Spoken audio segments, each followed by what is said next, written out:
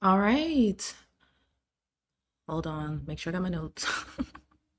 I'm never ready when I start. All right. Hi, everybody. Welcome back. So, I wanted to get into really quickly my transition from compound to, say it with me now, branded ZEPBOUND vials. Okay. And what I really want to get into is how everyone said, do I want to say everyone? Okay. I would say everyone as far as content creators pretty much said that there was no difference between compounded tirzepatide and actual Zepbound. Like people that have done both have had similar results, similar experiences, so much so that you really can't tell the difference. Well, now that I've tried Zepbound, I don't believe y'all. I don't believe y'all like that. And I'm going to explain why. But really quickly, if you're new here, make sure you hit the like and subscribe. And if you're not new, like as well. I am 40 pounds into a 100-pound weight loss journey, and I've been stalled for about 3 months. So I've been bouncing back and forth between 199 and 200 pounds for the past, oh God, no, it hasn't even been 3 months no more, y'all. We're in May now. It's been like, it's almost a half a year that I've been stalled, okay? But the good news is that I haven't gained any weight. I have not gained any weight, but I have fluctuated within the same 5 to 10 pound range. And I am attempting to move past that with some other tools other than just my injections and calorie deficit, which is what I've been doing for the past 8 months. Okay, but I want to talk about how I started out with compound tirzepatide, and honestly, I was really impressed. I didn't really have any problems. I started out on a 2.5 milligram for a month. I stayed at the 5 milligram for a few months, and now I'm at a 7.5 milligram dose, and I've been at this dose for probably 6 months. About 5 to 6 months I've been at a 7.5 milligram dose. I haven't really had much issue with it, other than there, depending on which compounding pharmacy that I got it from, sometimes it was a little too strong, or maybe it was just a little bit too strong in the beginning. Other compounding pharmacies, I've had some weird side effects like racing heart. Nausea is not weird, but I've also had nausea. After taking my first Zepbound injection, it could be just because I'm used to the tirzepatide by now, at least the main ingredient, that I didn't have any immediate side effects. But I will say that I almost instantly realized, like, oh, I've been lied to. This is not the same. This is not the same as taking compounded tirzepatide. So my last 6 months supply, 5 months supply of compounded tirzepatide came from Smart Scripts. I forget what pharmacy that they ended up getting it from, but it was absolute garbage. I ended up wasting, I would say, 2 grand total, because before that, with Orderly Meds, I had gotten a supply from Red Rock, and which absolute garbage. So I ended up, for the past, my tirzepatide for the past 5 months have been, to me, pretty much useless. Like, useful to the extent that I didn't gain the weight back. Okay, that's great. That's like the secret. That's like the real tea of being on tirzepatide, is that once you lose the weight, you pretty much can keep it off as long as you keep taking your medication. Okay. But that aside, I haven't had the appetite suppression that I have needed, and I haven't had the food noise suppression that I have needed. So I've basically just been able to overeat, okay? Which is why some of my own behaviors come into play here. But for the compound that I've been using for the past few months, the 7.5 milligram, it's been dead. Like, I haven't really been able to budge on a scale, and I've pretty much been able to overeat, just not to the extent that I have gained the weight back. When I took my first Zepbound injection, so the reason I switched was because Eli Lilly came through kicking down doors and stressing people out and making everything really hard for telehealth companies, compounding pharmacies, and the customers. So I just decided to take the path of least resistance and what I can afford, which was to go to the vials. I cannot afford to pay for the auto injector pens. I wish I could, or I wish my insurance covered it. But the Zepbound vials were the next best option, and I was able to get my prescription virtually overnight. Like, I kid you not, I had my order in one day. I believe my Zepbound was at my door within the next day or two. I'm pretty sure it was the next day.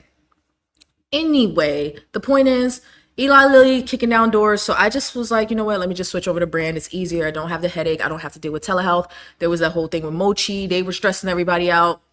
I decided to go with ZEPBOUND, but I ordered it before I was ready to take it because I still had a 1 month supply of compound to get through.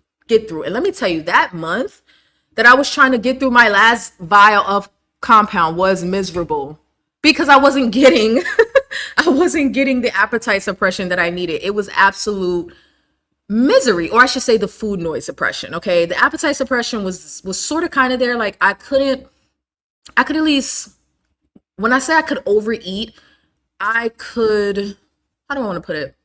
Like I could definitely benefit from the fullness that I would get, so I could stop eating, but I would overeat as far as like it didn't stop me from craving the junk food, which was the experience I had when I first started terzepatide, which some of that could have to do with my tolerance being built up or whatever, but it was just a miserable month. And I was happy to switch over to finally taking my 7.5 milligram vial injection. When I say I took my injection last night, like this just happened, I took my injection and I immediately was like, ooh, I fucked up. It was two things. I was like, ooh, I fucked up. And it was, oh, them people lied. I feel lied to. I feel lied to. This is not the same as taking tirzepatide. Now, if you happen to get it from a good compounding pharmacy, I still think Hollandale was the best compound that I ever received. It could just be that I was new. Hollandale was my first pharmacy, so it seemed like it was the best. And as I got more used to it, it just, different compounds weren't as effective. It could be that, but when I took my injection of ZEPBOUND and I immediately got appetite suppression, I'm talking about within the first 5 minutes, I was like, oh, this is not good. I mean, this is great. This is what I wanted, but y'all, I had just gone grocery shopping. I just got back to Orlando. I'm at another house sit. I did my groceries and then I took my injection and I'm like, I'm not going to eat this food. I'm not going to eat it. Like even talking about it right now is stressing me out because I'm like, there's no way. There's no way. Like if you've watched my grocery hauls, you know I eat like a child. So it's not like I got a bunch of produce or a bunch of meats. I got the same usual bacon, eggs, creamer, cheese, a couple of snacks, gluten-free snacks and stuff like that, milk. Apparently I'm into corn flakes now. So I got a few things that I wanted, but I was immediately like, and I had dinner already. I had already had dinner. I had a high protein dinner. Like I had a lot of, not a lot, but I had a good amount of like grilled chicken for dinner. And then took my injection toward the end of the night. It was like I had eaten a whole extra meal, which is not bad. But like I said, the result, like the effect was so immediate that I was like, damn, I'm not gonna eat. I'm just not gonna eat. Like now it's, what time is it here? I should know if I started on time. It's 11:40 here. I still haven't eaten breakfast. I still haven't eaten. To be honest, I don't even know if I'm going to eat today. I don't even know if I'm going to eat today. That's how effective the ZEPBOUND 7.5 milligram dose is. I just spent $2,000 on 7.5 milligram from Red Rock, and most of it, one vial came from Red Rock and the other 5 vials came from Smart Scripts. And none of that compound out of that entire $2,000 was able to do for me what one injection of ZEPBOUND was able to do. So when people say there's really no difference between brand and compound, I don't believe y'all. It could just be me. Maybe my body is just different. Maybe there's something going on with me specifically. Maybe it depends on the dose that you're on. Maybe if you're on a 2.5, there really is no difference. But as you start to get up in those higher doses, it's like, And did anybody know that Eli Lilly is, okay, pretty smart? Like, all right, they're pretty smart. Did anybody know that if you take your injection from the Eli Lilly vials, your units don't change? Now, preface this by saying I am not a medical professional. I'm not a doctor. I'm not a licensed nothing. Okay. So if you are taking any type of injections, make sure you read the instructions of the compounding pharmacy or the prescription or speak to your doctor or whatever. But what I'm about to say about ZEPBOUND does not apply to compound. And even if you're taking ZEPBOUND, make sure you follow the instructions and everything. And also if you're watching this in the future, this could change. So make sure, again, you're following the instructions. I did not realize when I got ZEPBOUND that no matter which dose you're on, you take the same number of units, meaning that you will inject the same amount of medication or solution or whatever. Like the amount you draw up is the same no matter what dose you're on, because they just change the concentration. Did anybody know that? Do y'all remember all of them TikToks of people like getting their dosing wrong and overdosing? And even if you're on YouTube and you don't watch TikTok, like people talking about, oh, this is why Eli Lilly won't release the vials, because Americans can't be trusted. Americans, because Canada and Europe, they've been had the vials. Americans can't be trusted to not do some dumb shit. Americans can't be trusted to not do it wrong and fuck themselves over. So they were hesitant to release the vials. At least that's what the word on the street was. Like, they don't trust us to get this shit right, because everybody on TikTok doing dumb shit, which I think it was justified, but it was like so many people were already taking compound that it was like, come on, like most of us can do this, and the dummies that can't, it's just like they just can't. Like, if you end up in an emergency room because you follow TikTok advice instead of the instructions from the pharmacy or your doctor's advice, okay. But nevertheless, Lilly released the vials, and I didn't hear anybody else talk about this. In fact, I don't know anybody's taking the ZEPBOUND vials. Like, I don't know any of the content creators that are on ZEPBOUND vials. They're either on Manjaro injectors, ZEPBOUND injectors, semaglutide injectors, or they're on compound. I have not seen, and that doesn't mean they don't exist, but I have not seen content creators that are taking the ZEPBOUND vials. And by we, I mean the community, essentially begged for this option, but nobody wants it. And I get it, because it's still too expensive. I didn't switch over right away. So that I understand. But when things started to melt down with telehealth, people are like hanging on to the car as it's flying down the highway, trying to like run away from Lilly and lawsuits, and people are just hanging on for dear life, falling off and rolling under the tires and everything, and they can't get their medication. And I'm just like, I don't think this is all, like, I don't think the case is for everybody that they just can't afford the vials. You know what I mean? Like, I don't think that's necessarily the case for everybody, because like I said, some people use Orderly Meds. Orderly Meds was $400 a vial. That doesn't mean going to Lilly and getting the vials for $500 isn't a leap. Like, that extra $100 could probably break somebody's budget for the month. But I just think it's interesting that nobody has even, I don't want to say considered, but no, I don't know of anyone that has switched to the vials. So if you know, just drop a comment. But so I said that to say, with all of the hoopla about people overdosing, Lilly figured it out.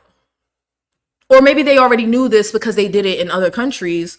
But having it draw up the same amount of medication no matter what dose you're on, I didn't even know that was an option, because every time I got my compound from a different pharmacy, my units were different, okay? Which was very annoying, but I thought that's just the way it is. That's just the way it goes when you compound medication. Like, and I think that's true. It's just the way it is. Like, if you get your medication from different compounding pharmacies, the potency is going to be different. So you have to change you have to follow the instructions for every single vial that you get if you switch pharmacies, and especially if you switch doses. So like, I've had vials of 7.5 where I only drew up 50 units, and I've had vials from other pharmacies where I had to draw up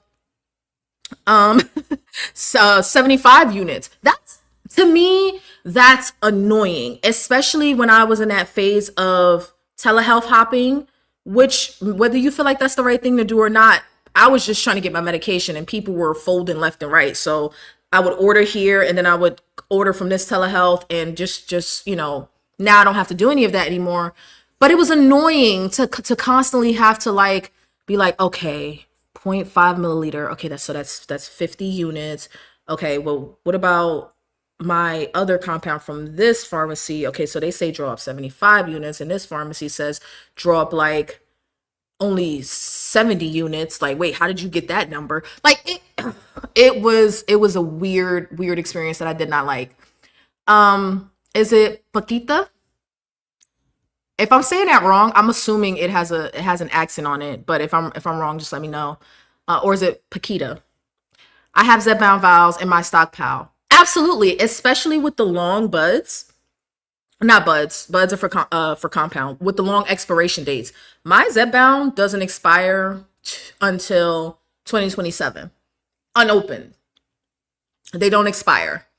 And to be quite honest with you, if what you're saying is even like you're on compound, but you have ZEPBOUND in your stockpile, I think if you can afford to do that, so for anybody listening, I think that is a very smart thing to do because you would be better off stocking up on ZEPBOUND vials than you would be stocking up on compound because the compound is going to expire faster. And to be honest, I would never again do another 6 month supply of compound because I have questions about the stability of that compound.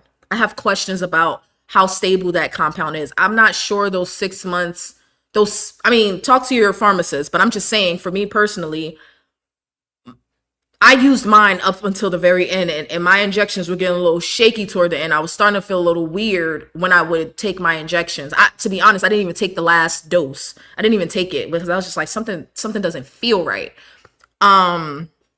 Okay, so you stopped buying compound. Okay, yeah, I just like for what? Like not okay, so hear me out. I understand that there's also an affordability an affordability aspect that it's cheaper, which helped me get on the ladder because vials weren't an option when I first started, and there was no way I was paying $1,000 a month for the injector pens. So compound definitely helped me get on the GLP-1 ladder, and I'm forever grateful for that. But I think once you've dealt with telehealth for a certain amount of time, you start to get irritated with them. And it's not, I don't even know if it's necessarily their fault. Like if they're doing good business, it may not be their fault.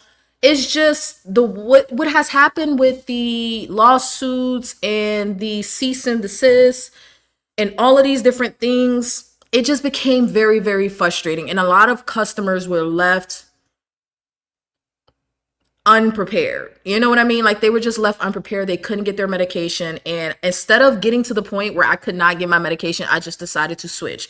I went ahead and switched to ZEPBOUND before I even finished off my last 2 vials of compound. So I ended up getting my ZEPBOUND a little too early because I didn't know. I thought it was going to take forever for me to get it. And I got it like the next day. Like it was crazy. I'm like, oh, there's no way I'm going back. Like I will sacrifice something else in my budget to be able to afford, like that's what I had to do. I had to sacrifice not needs, not necessities, but things that I would like to spend money on. I had to sacrifice some of those things to be able to make it work with even with compound when I was paying $400. But especially with paying $500 with Lilly, the downside is that you have to keep ordering or you'll lose that discount. I just made some sacrifices in other areas. If anybody's, this is not a finance channel, but if anybody's interested in a video on how I budget to try to be able to get my medication, like the types of decisions that I make on a month-to-month basis to be able to afford the $500. If you're interested in something like that, just let me know and I'll do it, even though this is not a finance channel. But yeah, I had to make some sacrifices and because I'm not gonna lie. So I use a budgeting app and every month I'm looking at that $500 for ZEPBOUND and I'm just like, I'm like, yo, do you know what I could do with $500? I just be looking like, do I have to order it this month? But I do.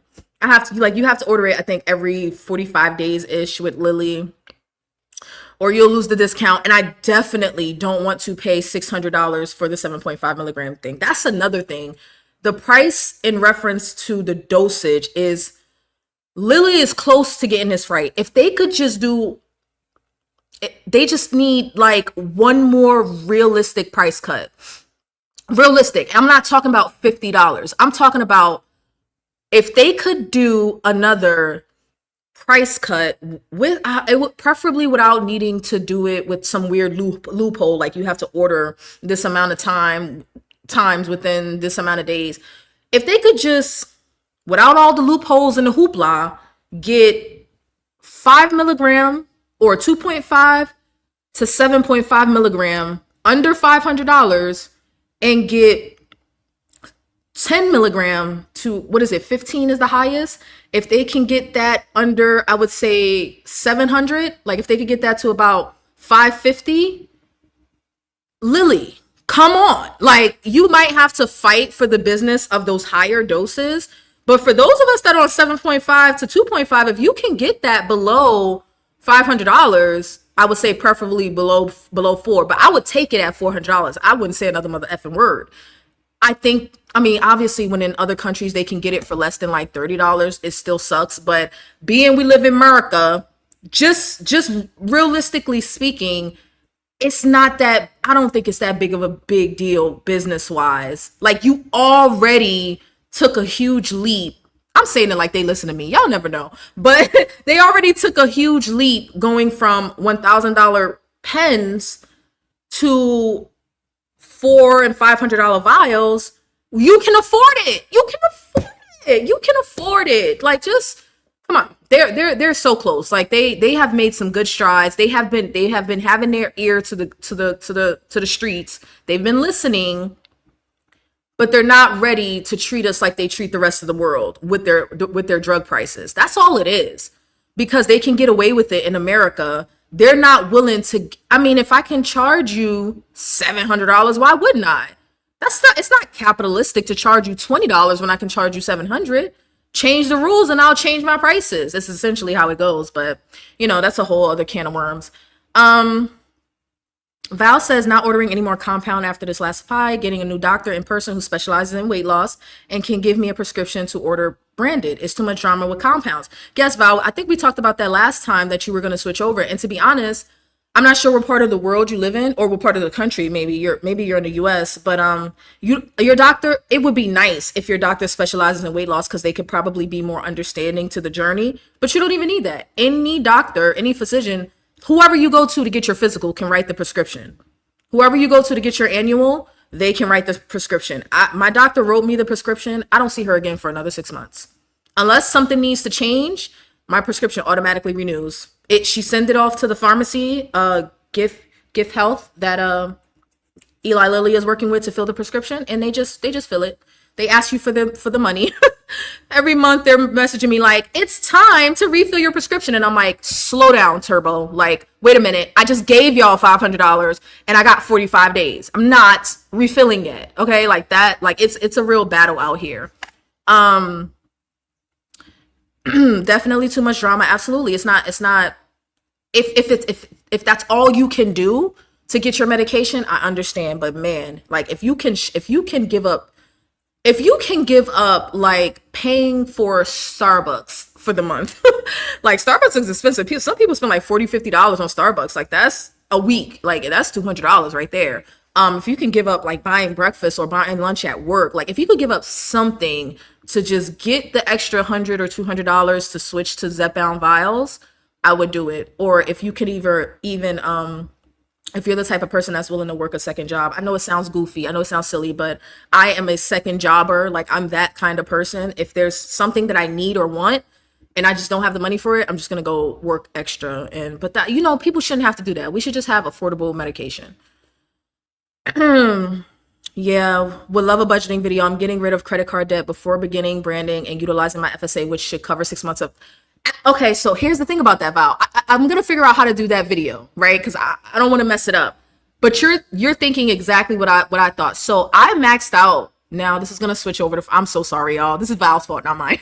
So I maxed out my FSA when it was time to re-up for 2025. I maxed it out, so I put the maximum amount in, and because I had a medical expense to meet.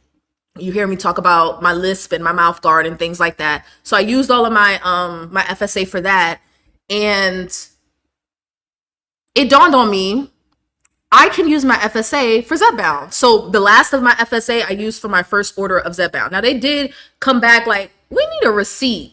Okay, fine, I'll get you a receipt. But they were like, we need a receipt because $500. But yeah, so that's my plan for 2026. I'm gonna max out my FSA, which will get me about 6 months of ZEPBOUND, which would be awesome. So if you guys have that ability through your employer to do FSA or HSA, definitely consider it. Go ahead and allocate the money that you're going to spend anyway on your GLP-1, right? If your insurance is not going to cover it, whatever money you're already going to spend on your GLP-1, go ahead and allocate it in your FSA or HSA for the year, for the following year, and then that should cover you for, however much you put in there. OBGYN, she wouldn't do it. She's skinny and acted clueless about obesity. Recommended another OBGYN that deals with weight. Okay, so here's the thing with that. That needs its own video. My doctor wants to get me off when I hit my goal. Not gonna happen. Yeah, right. Absolutely, absolutely. So here's the thing about, okay, the OBGYN thing. Maybe I should take back what I said about any doctor, because any doctor could prescribe it, but any doctor is not going to. Okay. Even when I started Compound, and I was at the same time starting with a new primary care physician. I did my Compound through telehealth, and then I started with a new primary care physician, and I was afraid to tell her. I really was. I was afraid to tell her that I was on Compound. I'm like, oh my, I was bracing myself. I'm like, oh my God, this lady's gonna judge me. Oh my God, I'm gonna have to explain myself. Oh my God, why do doctors have to act like this? Like, why do they have to act like we're dumb and we don't know how to, like, at least try to take care of ourselves and do research? Like, sometimes we're more updated on information than they are. Like, I was just mentally preparing myself because I didn't want to not tell her in case something went wrong. But I was afraid to tell my doctor because we didn't have a rapport yet. She was perfectly fine. Primary care physician, no specialty, family doctor. I was like, I went to her at 240 pounds, and I was like, I decided, I'm going to try to lose some weight, and this is what I've done in the past. I'm struggling with that now because I was really having a hard time getting my cravings under control. So I was like, I decided to try compounded tirzepatide. And she was like, oh, okay, you're going, you have a doctor helping with you with that. I said, well, I went through telehealth, but I wanted to just let you know so that you're aware. And she was like, oh, okay, how's it working for you? How do you like it? Is it okay? And I was like, it's fine. And she was basically saying that, because I wasn't diabetic, my insurance wasn't going to cover brand, but she did something that was completely unnecessary. Sorry, y'all, I have allergies and I'm going to keep, like, my nose is itching and I'm going to keep rubbing it. She said, wing it. Like, she sent the prescription off to Blue Cross Blue Shield. Anyway, she was like, well, let's just see what happens, because I was pre-diabetic. And she's like, well, technically that doesn't count, but let's just see. They might make an exception. They didn't. So I didn't end up getting auto injector pens, which would have been really nice.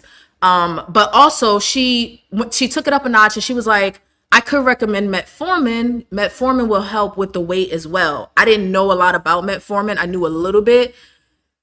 And this is going to sound ironic considering I'm team GLP-1. I will avoid medication for as much as I possibly can, but I got sold on GLP-1s incredibly fast, especially as somebody that doesn't even like needles. I don't even know how I got there, but she was like, oh, well, you can do metformin alongside the GLP-1, and it'll help with that hemoglobin A1C. It'll help with the weight, and you'll have a bit of a dual effort there. So I said yes to the metformin, but I never took it. What happened was I went home and did my research, and I found, just like you find people that are taking GLP-1s, there are people on YouTube talking about their weight loss journey on metformin. Some people take metformin for weight loss.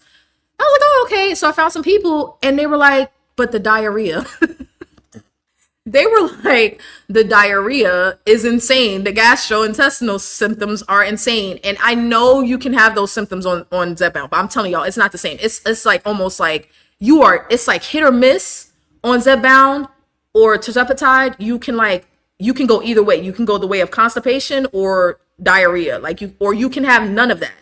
With metformin, it's like you are virtually guaranteed to have diarrhea. And there were other symptoms that I was just like, who wants to live? Why are y'all taking this drug? Like, who wants to take that? Like, who wants to deal with those symptoms? So I never took the metformin. I really was interested in taking it, but I was like, I'm not dealing with the symptoms. Were horrible. Like, the symptoms did not the benefits did not outweigh the symptoms like I think they do with the GLP-1s. I think the benefits outweigh the risk of the symptoms, and the symptoms are manageable if you are aware. Um but I was like, I'm not taking that. So I let that metformin expire in my cabinet. I don't even know why I didn't take it back to the pharmacy so they can dispose of it properly. It's probably still in there expiring. Now that I say that, I'll probably go dispose of it correctly. Don't flush your medication, people. Don't throw it in the trash, and don't flush it. Um, but yeah, so my doctor was cool. She was chill. And then so I stayed on compound for maybe 6 or 7 months, and then I went back to her. I was like, I need a prescription for ZEPBOUND. I was like, there's too much going on with the telehealth. People are getting sued. People are not able to get their medication. I want to go through Lilly Direct. She just sent the prescription off. They messaged me like the same day or the next day. The pharmacy. She sent the prescription off. No issue, no questions. And to be honest, some people are just not furnished. Like, some people just don't have that. Like, they don't. I got lucky. I think, that I just, on my first attempt, I got a doctor that was just like, oh, yeah, I'm familiar. Okay, fine. This is, how are your symptoms? How's your weight loss? She'd tell me like, oh, I think you're losing a little slow, or okay, well, I mean, as long as you're fine, you're fine. I had a dietitian at the same time. She was really great. Unfortunately, she left her position there, so I don't have her anymore. But she was great too. I started working with a dietitian. I used to be really hard on dietitians. Like, they don't know what they talking about. They stuck in the 80s. But it's hit or miss out there with these doctors. Like, they are very much so. Doctors are very status quo people. So if you're lucky enough to find one that will listen to you and educate themselves at the same time, you're lucky. You're lucky. Um, yeah. Yeah, the Lilly reimbursement, 100% your choice, but they think they're right. Like, yeah, I'm glad she tried. Didn't know that about metformin. Look up some videos of people taking metformin for weight loss. It's not only for like, so when diabetics take it, they just so happen to lose weight. But some people that aren't diabetic will take metformin, just like some people that aren't diabetic. Most people that aren't diabetic will take a GLP-1. So yeah, um, offering I didn't know that. That to me, I mean, do what you got to do. I'm not judging. I just did not like the side effects. I was like, I'm not going to be having to live in a bathroom for 3/4 of the day. I'm not doing that. I don't want it that bad. I don't want to lose the weight that bad. I really don't. So back to ZEPBOUND. So I immediately was like, oh, I fucked up. I just went grocery shopping. I'm not going to eat this food. I don't really know what I'm going to do. So it kind of feels like I'm starting over. This kind of was the experience I had like on the 5 milligram of compound when I was getting it from a good pharmacy. What pharmacy was that? They sent me from, I think it was still Hollandale. Hollandale has some good compound. They had some good ass compound. I don't even know if they started compounding again, but if they did, good for you. Good for you if you're on Hollandale's compound. That shit was good. Red Rock was a little garbage can juice. Who else? Mochi's Akita was good. I did not like the B vitamin situation they had going on with the addition. Like, I didn't like that people just felt like it was okay to add extra stuff to the compound. Like, oh, it's just B12, B5, B6. It's not a problem. Well, how do you know? Like, how do you know? Like, Eli Lilly didn't say that. If y'all are comparing, like, oh, this is just as good, why are you, I mean, I'll get it. You're trying to get around getting sued, but yeah, y'all got sued anyway. Um, to me, to be honest, I was, and some people were reporting that it was like the B vitamin addition was causing like some issue with, was it memory loss? It was something like one of the side effects of tirzepatide. I think it's of tirzepatide. I don't know if it's with or without the B vitamin element. I think people can experience memory loss, like short-term memory loss. Like you just can't quite remember your point, which seems pretty normal, but it can get exacerbated with being on tirzepatide. Like, people are like, you can forget somebody's name Like you can't quite grasp their name right away. It may come to you, but when it happens too many times, you're like, okay, no, I'm not doing this. I saw another YouTuber talk about her sister experiencing that, so she had to stop ZEPBOUND. But oh no, it was mood. I think it was symptoms of depression. I think it was depressive symptoms with the B12 or B6 or something that people were talking about, and I was a little concerned with that with Mochi. I didn't experience that.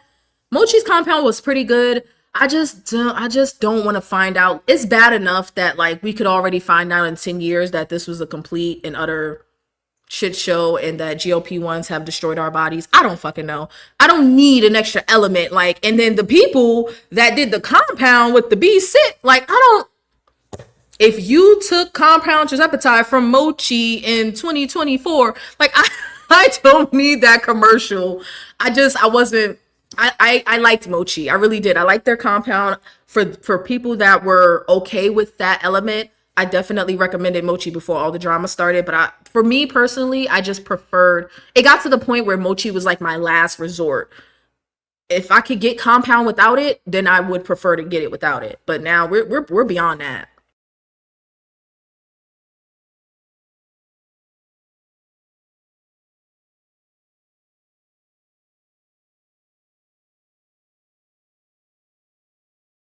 Sorry, I kicked myself out. I kicked myself out. But yeah, we're beyond it. I'm with ZEPBOUND. I'm not going back to compound unless the Lily does a U-turn, a 180, and it's just like, we lied. Vials are now $1,200 because we got rid of all the compounding pharmacies. That would be very scummy of them, but I don't think they're gonna do that. I think Lily gets the picture. They're just being a little greedy, a little. I'm pro-capitalist, you're right? I'm pro get your money because if the incentive is for you to get your money, you're gonna keep creating. You're gonna create the next great thing. But come on, like, do we have to wait for the next launch of their GLP-1 in order for ZEPBOUND's prices to go? Because to be quite honest with you, I'm not going to move on to the next thing, right? So they were talking about retatrutide, if that's how you say it. And Lily's working on that. I'm not sure if it's supposed to be pill form or injection. That's another thing. I'm not switching to a pill. I'm not doing it. I'm not doing it. I'm not switching to a pill. I don't know why people keep advertising a pill as simpler than an injection. Okay, yes, technically simpler, but I don't know why people keep advertising that as a better option. I don't feel like our pharmaceutical industry has a good track record of pill medication in pill form being good for us long term, right? Like something about a pill, like popping a pill, a GLP-1 pill every day just doesn't sit right with me. Like, one, I don't want to have to remember to do that. Two, there's nothing wrong with the injection route if you can afford to get it, and maybe the pills will be cheaper. If you're just mentally not capable of doing it, then okay, fine. I get it with the whole pill situation. But I'm not switching to a pill. They could come out with a tirzepatide pill next week. I promise you I wouldn't switch. I'm not doing it. Unless, like I said, for some reason the vials just became unavailable no more.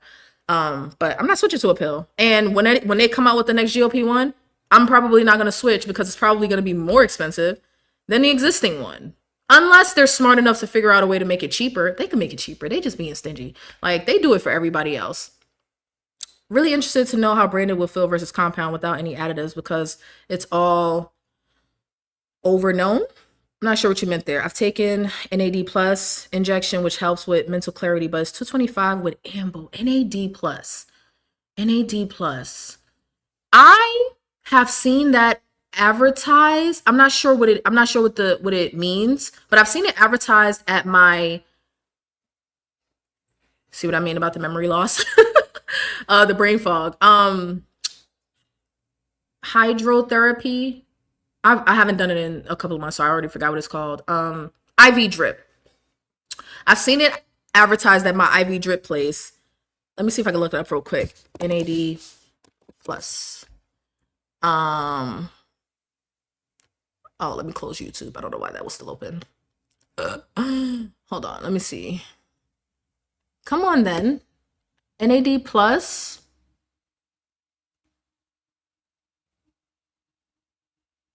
Improving their cognitive function. Okay. I was gonna look to see if that was the same thing that was advertised at my IV drip place, but I forgot the name of the place that I used to go to. I forgot the name. So I'll have to look that up at a different time. But okay, I gotta look into that. 225 a month? Is it so I'm a little confused. 225, is that like weekly injections? So it'd be about $50 per injection, a little over, like maybe $55 per injection. Is that what it is? Mental clarity. You know what else helps with mental clarity, but I just haven't been able to do it? Keto and fasting. Ketones help with that. I don't want to go back to keto because it's too restrictive. But man, the mental clarity that you get, like the who has anyone ever done keto or any type of fasting that was more than like just 16 hours? Like, have you ever gone like 24 hours fasting a couple of times a week, or have done keto for more than a couple of weeks? When you get through the keto flu and you get to the other side, or when you're fasting and you get through the withdrawal period and you can fast for like 20 hours regularly, or 24 hours a couple of times a week, or 36 hours, man, I'm like gliding through the air. Like, I have so much energy. I have so much mental clarity. Like, I'm sharp as a tack, so productive. One time, actually, the first time I started fasting, it wasn't even that big of a deal. Hold on, give me a second. It wasn't even that big of a deal. Um, I think I was doing like 12 hours. This is like this. I can't even remember what the world was like before intermittent fasting. Like, because I remember when I first tried it, all I did was try to go from, like, I stopped eating at 9 p.m. and tried to go until 9 a.m. And it was like my whole world was coming crashing down. Like, now I could easily go to 2 o'clock in the afternoon without even thinking about it. But I just like to eat breakfast. I do. I like to eat breakfast around 11, 12 o'clock, 1 o'clock, brunch. Let's just say brunch. But before I ever tried intermittent fasting, trying to stop eating at 9 and go to 9 a.m., I was delirious to the point where I had to keep a journal, because like my my withdrawals were incredibly severe, and my dreams were incredibly vivid.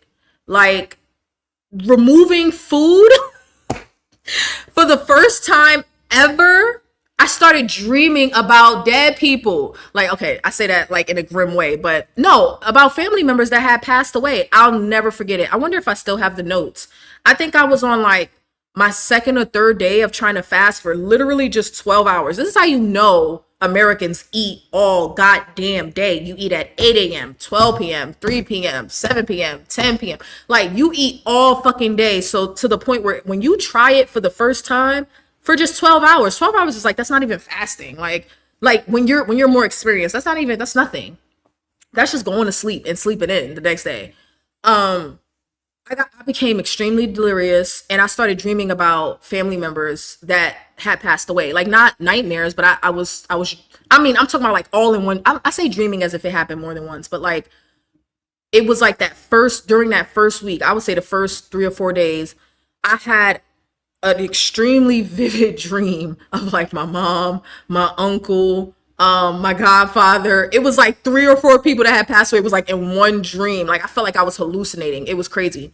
Um, I don't even know where I was going with that, but that was to say the mental clarity thing. Like, you start fasting, if you've never ever, like, I'm not talking about if you're the person that naturally eats like in the afternoon or whatever, like a late breakfast. No, no, no, no. If you're the type of person that eats all day long, like, you can't not put a muffin in your mouth. Try not eating for 12 hours and see what happens to you. Try not eating for 12 hours and see what happens to you. You gonna be like, this is a completely different reality. Like, it was crazy.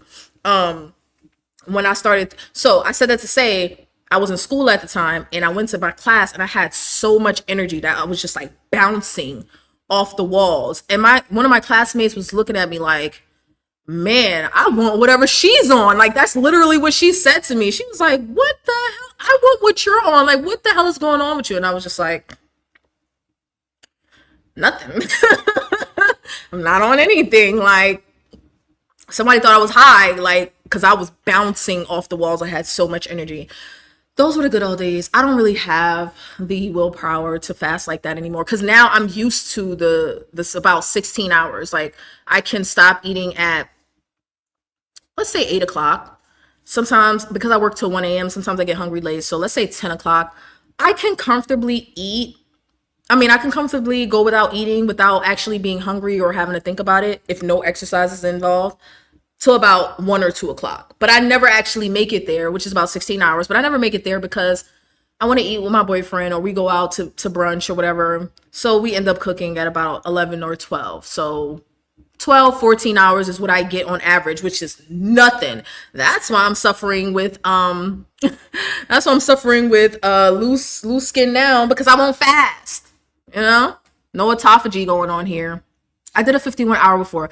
My longest was a 3 days would be 72. I think I did 60. I did 2.5 days. So it was like 63. It was like 63 hours or something like that. I definitely made it past 2 days, but I didn't quite make it to 72 hours. I will say so there's a period of like you feel normal, and then you start to get hungry. But if you can work through it or you have water to get you like if you can remain busy through it, it's a little irritating, but then you get through that. This is not for new fasters. This is for people that have at least done intermittent fasting. You can get through that. And then you get to about the 20-hour mark, or once you get beyond 24 hours, you don't really get hungry anymore at first. Like I would say if the struggle to 24 is pretty difficult. And then once you go from like 24 to 30 or 36, you're coasting. Like there's something happens with your hormones that the hunger goes away. As long as you can stay away from tempting foods, you're fine. As long as you can control your environment, you're fine. I have noticed though, once I get beyond 36 hours, then the other symptoms start to kick in. So it's not necessarily hunger. Now it's the fatigue, it's the headaches, it's the not low blood sugar, but it's like maybe low blood pressure. You just feel very faint. Like you feel the withdrawals, if they haven't started already, or if you thought you got through them, no, that was just the first round. Like once you start to get into that day 2, my thing was to just stay in bed. That's what I learned about fasting. If you're going to fast for an extended amount of time, don't be busy. Like it's okay to be somewhat busy to get your mind off of it in the first like 24 hours. But once you start to get into day 2 or 3, you really just need to lay there and do nothing. You really need to just lay there and do nothing, have a lot of water, have a lot of hydration, just rest, because your body, you can feel it. Like you can literally feel your body in repair mode. I kid you not. Am I lying? Am I lying? Paquita, is it Paquita or Paquita? Which one? Just say one or two. Is it the first one, Paquita, or is it Paquita, the second one? Just let me know, or say 3 if it's neither of those and I'm completely butchering it. But am I lying? You can feel like your body purposefully puts you in a place where you can't move because it's busy. It's like, all right, we're here. This is what we're doing. All right, bet, sit down. I got this from here. Like that's your body. Oh, okay. So you got the assignment. You didn't eat. You're gonna give me a chance to recover. Okay, lay down. I got this. Just don't move. Don't move for the next day, for the rest of the day, and then into the next day. That's how it is. That if you have an injury, like an old injury, forget about it. Forget about it. That injury, that part of your body is going to be, I don't want to say in an excruciating level of pain, but it's going to be like, it's going to almost be like you went backwards, because that area will start to repair itself. I can't explain it. I've heard doctors explain this better than I'm explaining it now, so I'm probably butchering it. Oh my God, I gotta get my lashes done. Okay, we're good. All right. I thought I was late. But I've heard, so autophagy, right? Autophagy, the process. Paquita. Okay. Oh no, Paquita. I think Paquita is what I said first.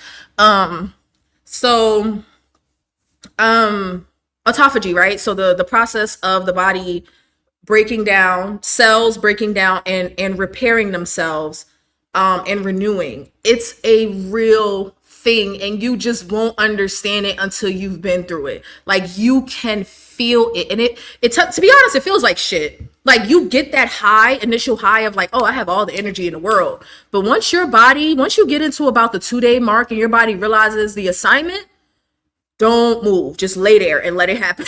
That sounded bad. I'm so sorry. Just get a book, get a blanket, watch some TV, make your kids go away. You can't make them go away, but see, this is probably more difficult if you have kids. But have them go be busy for the day with their other parent or a sibling or a friend or something. If you can get rid of them, get rid of them. If you're gonna fast for more than 24 hours, because you need to be immobile. Like, you need to just lay there and rest and recover. My sister, so I told y'all a couple of videos back that we were doing low carb, 150 grams. It was me, my sister, and my cousin. My sister did great. She's already 6 pounds down. I did not do as well, because I did not get rid of my sweetened drinks. So I kept kicking myself over the 150 grams. So I just maintained. I didn't lose weight. I'm still bouncing back and forth between 199 and like 202. I'm still bouncing back and forth. And my cousin just said, fuck it. My cousin just quit and was just like, I want a bowl of rice today. I want 2 bowls of rice. I'm just going to eat rice. So we're going to be starting that over. I said that for a reason. I can't remember what it was. Maybe it was a comment that prompted that. Okay. So my sister wanted to do a 3-day fast. Do we have time? I don't even know if we have time for that anymore. Today's the 24th. We're supposed to be done on the 28th. And then we're taking things up a notch. We're going to make it stricter for our next round.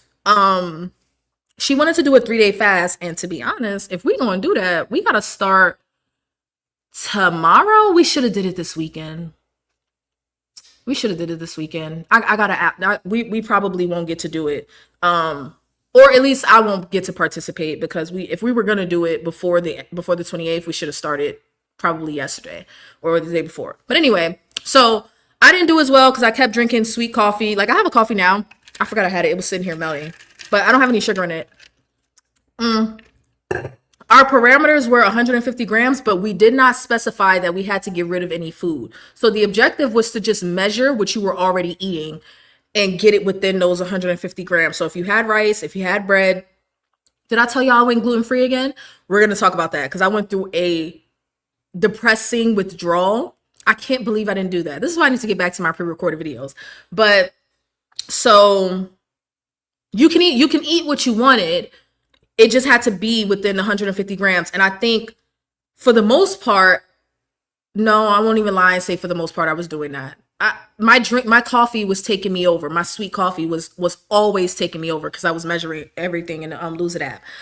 But let me tell you what I did. So I didn't originally start out gluten-free, which I was supposed to. I cheated, or I was just being lax about it. I was just being lazy. It took me about 2 weeks in. Remember in the last, was it? No, it wasn't the last video. The second to last video, the grocery one, where I was like, okay, I need this muffin. I was doing a whole video getting gluten-free stuff, and then I got to the bakery section and I was like, what is this? A strawberry muffin? I need this. I need to know. I need to know what is going on with this strawberry muffin. I promise y'all, I've never seen a strawberry muffin in my life. I love strawberry cake, but I've never seen a strawberry muffin. So I got the muffin, even though I was not supposed to be eating gluten. So I got the muffin. If anybody was wondering, it was absolutely delicious. I loved it.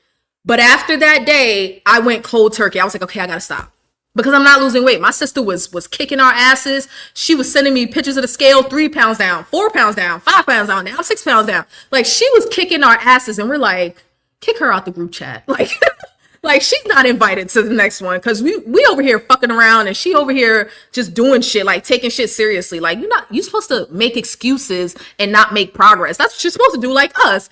So I was like, all right, I done shamed myself publicly with the muffin, with the delicious strawberry muffin. So cold turkey. I was in, where was I? I think I was in Pennsylvania. I was still in Pennsylvania, and I went cold turkey. Y'all, I had a horribly depressing 3 days. And it wasn't even really depressing. I'm just using that word. It was like my mood. My mood wasn't depressed, but my withdrawals. And I didn't remove sugar. I did not remove sugar, so I was still over 100. No, no, I think I wasn't for this 3 days. I was not over 150 grams because removing gluten automatically took me to about 100 grams, maybe 80. So for 3 days, I did not eat one bite of gluten. Sometimes I'll still let it, like, typically sometimes if I'm being lax, I will let it slip in on like some tater tots that are breaded or some chicken tenders. This time I went cold turkey. I did not have a bite, nothing. Everything was controlled. I didn't eat out and nothing had gluten, but I still ate sugar and I still ate carbs. So I had potatoes, I had sweets, I still ate candy. I had gluten-free pretzels, I had sweet coffee, all of that. Just removing the gluten alone was misery. The withdrawal was so bad. Like, I wanted to come on here and cry. I wanted to cry. I was like, yo, this is not okay, because I've done this before and every time I forget how bad it is. Every time I forget how bad it is. Like, it was horrible. It was horrible. If you didn't know, other than people that have allergies, and I'm convinced I do have an allergy because I get a reaction. Like, if I don't eat gluten for a few days or a few weeks and then I have it, immediately my sinuses are full of mucus. So I do think I have an allergy or a sensitivity, but not enough to like put me in the hospital. If you didn't know, gluten, specifically the gluten protein in wheat, has addictive properties. So you get the dopamine hit, right? I think it's dopamine. You get the dopamine hit the same way you do with sugar. But some would argue it's worse than sugar. I have read the book Wheat Belly. I've read the book Grain Brain, 2 different authors. I prefer Wheat Belly because it specifically talks about wheat gluten. Grain Brain talks about all grains, so that would include corn. Is rice a grain? That would include rice. That would include all the grains. They basically are saying that these grains have, they have basically effects, addictive properties that affect our brain, just like sugar or cocaine does. And I know it's true by self-experimentation. I feel like I've lost my drugs or I'm going through a literal withdrawal. The only thing I don't get is the shakes, but I get the headaches. I get the low energy. I get like, not jittery, but it's like restless. I get really, really restless. Like, I just need a slice of bread. I just need a slice of pizza. I just need a donut, a cookie, a bagel. So if you do it, like, you can wean yourself off, but if you was to go cold turkey, it's extremely painful. Not impossible, but it's a painful experience because you're restless. You're just like, I need a cookie. I need something. So let me tell y'all right now, it didn't last, but I'm back. So for a moment, it didn't last. So I did it for 3 days. And then the strawberry muffins entered the chat again. But the only reason they entered the chat is because I took some home to my boyfriend. Do y'all know this man didn't even eat the muffins? I ate them. He didn't even eat them. I was like, I wanted to bring you these muffins, but I know you. You're not going to eat them. I'm going to eat them. No, he's like, no, I'll eat it. I'll eat it.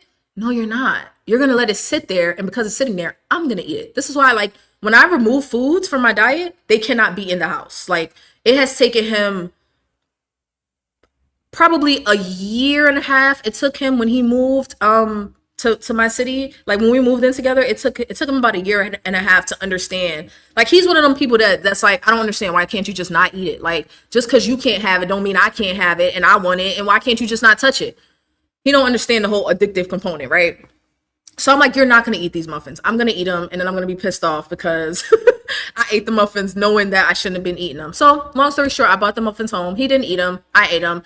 And I was like, see, this is what I'm talking about. Like, I didn't even blame him at that point. I was like, this is my fault, because I think I was low key trying to eat the muffins anyway, because I was going through withdrawal, and it stopped my withdrawal. Sugar couldn't stop it. No amount of carbs could stop my withdrawal. But having some gluten did. It sure did. It sure did. So I had the muffins, and then I was like, okay, I'm done again for the second time. I was like, okay, I'm done. But this time I did more of a wean. Like I didn't do cold turkey. So I still had gluten as far as what was I having it on? Trying to think. It wasn't like cookies or anything. So I had the muffins, and then I had, I'm not sure. I had something. I want to say maybe it was like maybe I still allowed myself to have like chicken tenders, but I can't even remember the last time I had a breaded chicken tender. So I'm pretty sure I had something that was just like a little bit of a crutch to get me over the hump. Because now it's been a couple of days and I haven't really had anything that has had gluten in it, but my withdrawal hasn't been as extreme. So I'm coasting now. Like I'm doing okay. I even when I went grocery shopping this time, I got more gluten-free processed items, but that's just because I'm experimenting with if I want a snack, which ones taste good. Does anybody remember when like 5 or 6 years ago, if you wanted to get something that was gluten-free or without flour, not because you were particularly trying to avoid gluten, but you wanted to avoid flour, every alternative was with almond flour. Almond flour is fucking horrible. It tastes horrible. It doesn't bake well. It doesn't toast well. Every alternative to flour was almond flour, and it tastes terrible. It tastes so 5 or 6 years ago there were not good gluten-free alternatives, but now we have rice flour, tapioca flour and starch. We have cassava starch and flour. Just be aware that a lot of these are, if your concern is blood sugar and insulin control and hormonal control, a lot of these flours will spike your blood sugar more than regular flour or sugar will. When I read the book Wheat Belly, he talked about how important it was to get wheat out of the diet because it's just really not a food item. Like like we could get into that in another video, but wheat is really like real life just not food. We're taught that it's food, but it's not food. It's a wheat is a grass. It's a plant, but it's a grass, and the seeds of that grass is what get grind, what they grind into flour. So in the book, he's like, what are we? Like, what are we, cow? We're eating the seeds of grasses? Like that's not, but it's good. Like if you look at the majority of the store, it's all made with flour because you can pretty much do anything with flour and gluten. And yada yada yada. I said all of that to say gluten is extremely addictive, and if you can get it out of your diet, I highly recommend it. But I wanted to share my withdrawal because I almost came on here in tears. I really did. Like when you just need a friend. I was like, oh, you remember the muffin? The muffin. It was so good. It was a delicious muffin. I haven't gotten rid of sweets yet, to be quite honest with you, because I am more addicted to gluten. I really am. Like I'm more addicted to flour than I am sugar. Um, yeah, exactly. Exactly. Um, Alternatives with almond flour, coconut. Yeah, but they're grainy and they don't bake well. They Let me tell y'all something. I showed the King Arthur pancake mix in one of my videos. I tried it for the first time. The whole bag is gone. It's pretty expensive for a little bag, so I'm not gonna buy it all the time. But it's delicious. I know this processed mess is not good for me. I know it's not, but it's delicious. Those pancakes were fire. I could not distinguish between those pancakes and a regular box of pancakes. I couldn't distinguish. I feel like my nose is turning red because it's like I keep but so the King Arthur gluten-free pancakes, fire. They were so good that this time around I bought the brownie mix because I'm just curious. I just want to know. Because remember, I think I talked about this yesterday in my video where I was like, I really have an issue with whenever I try to go gluten free, I start thinking about the holidays because I only reserve cake for the holidays and birthdays. And I'm like, I'm not going to get to have cake. I'm not going to get to have cake. And I haven't found a gluten free cake yet. But this brownie mix is about to give me hope because those pancakes were fire. I have found pretzels that are pretty good, which I won't eat them all the time. I just wanted to know that they're a good alternative. I did avoid the gluten-free Oreos for a very long time. And then my cousin mentioned them to me and I'm like, nope, that's the devil's work. I will not, because if they're good, I'm screwed. You know what I mean? Like if those are any bit of delicious, I'm fucked. I went ahead and bought them to try them and they're good. They're good. Like they'll never be as good as a regular Oreo, but they're good enough that if I really just wanted some Oreos, this is a perfect alternative. I just can't have it all the time. So they're good. They're good. I'm not gonna take them home with me. When I leave here on Monday, I'll probably just leave them behind for the couple. And if they want to throw them away, they can. But I remember the first house I went to, I left my animal crackers behind, and the the wife texts me like, "Oh my God, I was looking for a snack and I just found your animal crackers. They're so good." I was just like, okay, like you're welcome. I just didn't want to throw them away, but I'm glad you're enjoying them. So I want to try the brownie mix. What else did I buy that was gluten free? Oh, I bought some cornflakes. I had stopped eating cereal for a long time, but something about cornflakes was just like really appealing to me. You know what? You know what it was? I was at a hotel recently the other day and they didn't have cornflakes. They had sugared cereal and I didn't want that. So I decided to buy a box and now I don't have cornflakes. So, I mean, I'm trying gluten-free alternatives to processed foods that we already struggle to get rid of. If I can find the gluten-free alternatives, it won't be as hard to get rid of the gluten-free ones when it's time, if that makes sense. Like I don't need to have them all the time. And when I do have them, or when I am ready to get rid of them, it won't be as hard because they don't have that addictive gluten element. I tried giving some Biscoff cookies away and nobody ate them. I find some sweet treats just don't do it for me like they used to. Like I've become a snob, picky on what tastes good. Maybe it just has to do with like age. I don't know. Like, yeah, they don't bake well. Like I don't know why they like who. I wasted so much money on coconut flour and almond flour. Now I will say Base Culture. I will say Base Culture, the brand, has good breads, gluten-free breads, and their keto bread is made with almond flour. And to be honest, straight out of the pack, it's not very good. It's kind of nutty, but I enjoyed it toasted with garlic butter. Garlic butter. Yeah, I would toast it. I would put garlic butter that I made myself with like garlic, onion powder, oregano, thyme, whatever. And I would do that. I would toast it and I would put the garlic butter and I would throw some eggs and cheese on top. So to be honest, the reality was to mask the taste. But it had a lot of fiber. It had a lot of fiber. That's why I was into it. So their keto bread, I don't want to quite say it's good and be misleading. But if you can mask the taste with a garlic butter, honey butter, if you're a mayo person, maybe mayo, that sounds good. Whatever. Like if you can mask it by making a sandwich of some sort and putting some whatever dressings or whatever you like on it, then it's workable. I just bought the Base Culture sourdough. I'm not sure what the main ingredient is. I gotta look it up, but I was a little disappointed by it because I bought it to make grilled cheese and it didn't toast. So I don't think it's almond flour, but the bread didn't toast. Like it got brown, but it was soft. I had a soft grilled cheese. You know how mad I was? Like that bread is just sitting there now. Like it's probably gonna go to waste. Oh, maybe not, because it was kind of expensive. It was like $10 for a loaf, which is outrageous. That's another thing. Like if you want to save some money, you gotta buy everything with gluten in it. But gluten allows for that toasting of bread. Like it allows for the browning of bread, that browning that we like.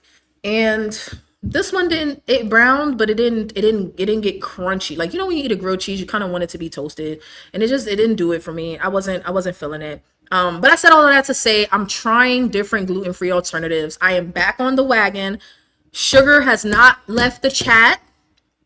Okay, gluten has left the chat, but sugar has not left the chat. All right. So, and I'm imperfect. Like I may come on here and be like, y'all, I had some Texas toast. Cause apparently in Orlando, for some reason, I keep running into Texas toast. I don't know why. I was having some grilled tenders yesterday and they gave me Texas toast with my food. And I'm just like why? Like, I don't know.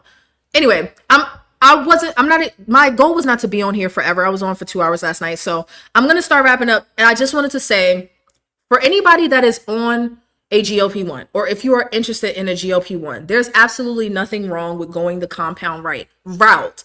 But if you can afford it, or if you can sacrifice some things to be able to afford the vials, I think it's worth the effort and the extra money. I wish it didn't cost more. I really do wish it didn't cost more. And I'm going to figure out a good way to do a budgeting video so I can show like how I do things. Like, I just want to show like sometimes like for example, I ordered my ZEPBOUND in, what are we in, May? I ordered it in April, right? But you have 45 days to order your next batch. And I had some leftover compound. I'm not ordering ZEPBOUND in May. I needed the money for something else. So, but not because I have medication on hand. Like I have 3 more ZEPBOUND vials on hand. So, and we're almost at the end of May. So I don't have to pay for it again until June. That's one of the ways I'm kind of loopholing my way into a month of not having to spend that $500, and I can put that towards something else. But like I said, I'm not sacrificing like my light bill.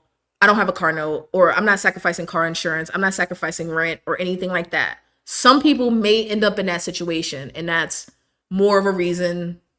Like if you're in that situation, that's more of a reason to just go the cheaper route and do compound. I get that.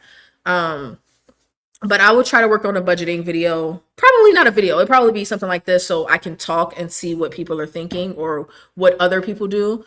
But yeah, if you can swing it, I think it's worth the extra money. I do think Lily could do a bit more work on lowering the price, but I think people should start giving them a chance. Like people should start coming around to the idea of like, let's somewhat to some extent, like I'm not cheering for big pharma here. That was very New York. My boyfriend always makes fun of the way I say words, so every time I hear it jumps out at me.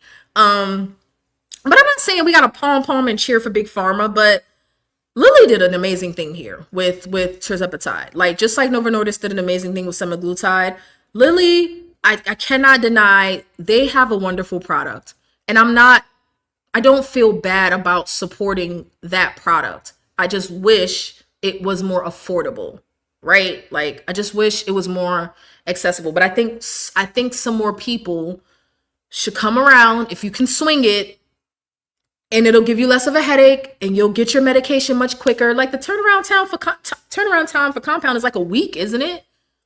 Who wants to do that? But I mean, I guess, I don't know. Reworking other expenses I don't need and utilizing FSA will help. I can't eat out as much. I just can't. It's not a horrible thing, but I just can't eat out as much. Like I don't think people realize we should do a how much do I eat out in a month challenge. While you're here, right? I see that some people haven't commented, which is fine, but if you're interested in it, definitely leave a comment. Who would be interested in actually coming up and speaking on the stream? Not today, but just if anybody would be interested in that in the future, just leave a comment and let me know, because I can share my link. Like I can drop it in the comment. People can click it. You sign in with your Gmail, and then you just come up. You don't have to be on camera. Like you can do this. You can do that. You can put your picture. You cannot put your picture. Put your name or whatever alias you want to be known by, and you can come up and talk. If you're interested in that, leave a comment now or after the video, because the reason I say that is because we should talk about how much we're eating out in a month. I mean, we can talk about other stuff, but I'm just saying, like if we're being realistic, if you spend $20 a day, like we don't live in a world where you can eat for $5 a day anymore. I'm interested. If anybody lives in a place where you can still eat for $5 a day, tell me where you live, because I will come house sit there and see if that's the town I need to be moving to or city. So if you're eating out for $20 a day, and most people spend more than that, that's what, $140 a week? $360 for the month? Has anybody thought about it like that? Or if you spend $10 a day, that's what, $70 a week? $480 for the month. Or no, I think I did that math wrong. $70 a week, right? 2 weeks is 140. It's 280, not 480. Has anybody thought of coffee drinkers? How much are you spending on coffee per day? Like each day? $7? $4? If anybody's interested in coffee and you're a regular coffee drinker, I would definitely sign up for Panera's Sip Club because you can get an unlimited amount of coffee or drinks, whatever soft drinks you want, for about $15 a month. But if you're new, they'll give it to you for $5 a month for like 4 or 6 months or so. Like I just re-signed up. I do this every year. I sign up for Sip Club because they want me to come back. I sign up for Sip Club and they always have an offer, $5 a month for 6 months. That's $30 for the year for my coffee. For half the year. I'm sorry, for half the year. And then once that expires and it goes back up to $15, typically by then I'm just like, I'm over it. So I'm like, I don't need that. And then a few months later, they'll offer the $5 again. And I'm like, well, $5 and I get to drink all coffee all I want all month, multiple times a day. Typically I don't go multiple times a day, but every now and again I'll go twice to Panera. But I always get an iced coffee. I get an iced coffee every day from Panera. Here's a little different because I'm far from Panera, but when I'm home or if I'm traveling through an airport, typically so when it comes to Starbucks, typically I reserve my Starbucks for when I'm traveling so I can get it at the airport because I'm not anti-Starbucks. I love Starbucks. I am anti-paying those prices. Every once in a while during the year, I'll start getting a little lax with the spending and I'll go to Starbucks outside of travel. But said that to say, right now I'm using Panera Sip Club for $5 for the next 6 months. I can have unlimited coffee. The soft drinks, yeah, but I'm not going to Panera just to get a soft drink, but I will go once a day. You can go multiple times a day. It's just only you can get one drink per hour. So you can, if you want to go back and forth, like if you work near a Panera or if you live near a Panera and you want to go multiple times a day for $5 for the whole month, and one drink is like $5 at Panera, yeah, I sign up for Sip Club. I definitely do it. And then once the offer expires, you just cancel it. If you don't want to switch to the regular price of $15 or $12 or whatever it is, you just cancel it. You just go ahead and take the $5 a month for the 6 months. But yeah, how much are people spending on coffee? It's anywhere from $3 to $7 a day. I definitely had a time where I was spending probably $15 a day at Starbucks with getting the coffee and like a pastry or something. That was years ago. I've been like avoiding Starbucks since, like avoiding it as in like I avoid it for most of the year because it's just too expensive. But I love it. I love Starbucks. I love the coffee. But so that's what I mean when I say like a budgeting video. Like what, like realistically, some people everything is very tight in their budget. Like they just can't find the extra money. But also realistically, there are a lot of us that can find the extra money. We're just not considering it. We're not considering where that extra money could come from. If being on a GLP-1 is really what you need and really like gonna do something for you, or it is doing something for you. I think Paquita said earlier, my doctor wants to take me off and it's not happening. Absolutely. My doctor hasn't even mentioned it. But and Eli Lilly think they're slick. They're like, oh, the 2.5 isn't approved as a maintenance dose. So this is what I want to know. You trying to tell me that if I get to my goal weight and I want to go down to the 2.5, you going to have beef with me about doing that? Like you're not going to allow me to do that because you want me to keep paying for the 7.5? I don't know if that's what they mean, but this is the shit that I be talking about with Lily. Stay out of my business. I'm giving you your money. Stay out of my business, okay? I'm following the rules. I'm giving you your money. I'm filling my prescription. Stay out my business, okay? When it comes to that, Netflix, Amazon ordering in Prime? Oh, Netflix, Amazon ordering and Prime. You got to get the Amazon ordering under control. I had past tense a horrible Amazon problem. I kid you not. So last year, was it last year? No, that was in 2023. In 2023, if anybody's familiar with Dave Ramsey, I'm not promoting or discrediting or anything like that. If anybody's familiar with Dave Ramsey, he has a program that he goes through, or that he recommends to people or sells to people to help get them out of debt or whatever. And I decided to do it in 2023. So I became extremely strict. I got rid of my streaming services. I got rid of travel. I got rid of shopping. I didn't buy myself clothes for a very long time. You've heard me say that in some of my dad is weird about like he's addicted to TikTok ordering, right? He's like 70. I don't know what's the deal with the TikTok ordering. Get off of TikTok.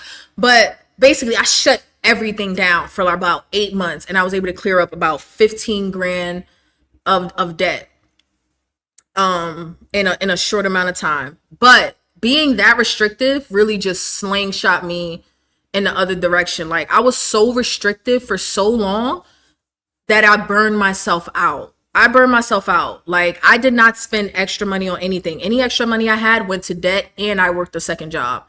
So it got to the point where like 8 months later I was like, if I don't go somewhere, if I don't take a trip, I'm gonna lose my mind because that's how I recalibrate, refresh, recharge, reset. I take a trip every about 4 to 6 months, like out of the country or something like that.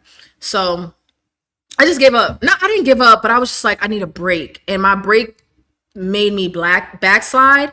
So now that I've been working to get back on track financially, what it is I budget, but I make sure that I don't forget that life is going to happen and there's going to be stuff that I want to do. Like I am going to want to eat out, just can't eat out as much. I am going to want to travel. I just can't travel. Well, now I can travel more because I'm house sitting, hack, traveling for free, pool for free, like free TV, free bedroom, free kitchen, free. Yes, just free everything. I'm in Orlando and I'm really not doing anything because it costs too much to do stuff here, but it's just nice to be able to be in somebody's pool without having to pay for it. But I shut a lot of stuff down and then I was like, you know what? Shutting everything down is the answer. So there has to be a medium. So now I just make sure I budget every month. I don't always get it right though. It's a constant work in progress. Another thing is before I go, damn, this video is getting longer than I wanted it to be, but let me just say this. I realize Dave Ramsey every dollar. I use every dollar every day. I don't think I'm supposed to use it every day, but I do. Like I like every dollar. I use the free version. I used the paid version for a year and then I just didn't renew it. I use the free version now. I asked him about maintenance dosing and he said that wasn't necessary. So you're supposed to just quit? I don't know. I'm gonna delete it off my dad's phone because he ain't ordering me stuff. He ordering himself stuff. Like I'm lying. I take that back. He ordered my dog a vacuum for his fur off of TikTok. I'm like, that tag get off of TikTok. But thank you though. Absolutely helping blood pressure. Absolutely, yes, absolutely. That I'm not a doctor, but that whole like not doing a maintenance dose not being needed. I just feel like didn't they say that the whole point of this medication is to continue taking it? Didn't they say that? I thought the point was to continue taking it. Like, and that's the criticism of others. Like, oh, you got to be on this for life. I don't give a shit. I mean, I care, but it's like, okay, does that mean I get to be within my healthy weight range for the rest of my life? Like, don't get me wrong. I'm team take ZEPBOUND forever, or like, whatever the case may be. If I can somehow over the next 3 to 5 years muster up the lifestyle habits that will allow me to maintain my weight, maybe not necessarily keep losing weight, but maintain my weight without ZEPBOUND, then fine. I'm perfectly fine with that. I'm actually, oh God, y'all are gonna make me, y'all are distracting me. I'm trying to get out of here. No, but I'm actually interested in cycling my ZEPBOUND. So I have been very much so unwilling to go past the 7.5 milligram dose. I'm realizing that I've been on 7.5 for so long now that I might not have a choice. And I think it's because I wasted all that time with that shitty compound. So we'll see how the 7.5 on ZEPBOUND treats me, but I may not have a choice but to go up to the 10. Or I could take a break from ZEPBOUND, allow my tolerance to go down, and then start again. That second route is a bit more risky. What I really want to do is get to my goal weight of 140 pounds. So I got 60 pounds to go. I want to get to my goal weight, and then I want to stair step my way back down to the 2.5 and then maintain on the 2.5. So I want to, the only difference with that is I can't do it the way I would have done it with compound, which is like go from a 7.5 to a 6.5 to a 5.5. Like I can't do it that way. So my objective is to instead extend my injection window and then step backwards to a 5. So like instead of taking a 7.5 every, and I'm not telling anybody to do this, do what your doctor tells you or whatever you want to do, but don't listen to me. But what I want to do is I want to, once I get to my goal weight, I want to go from taking my 7.5 every week to every like 8 or 9 days to every 9 or 10 days. And then before, you know, before I get to the 2 week mark, I want to then step down to the 5 milligram weekly and then stretch that one out to about every 8 or 9 days, 9 or 10 days.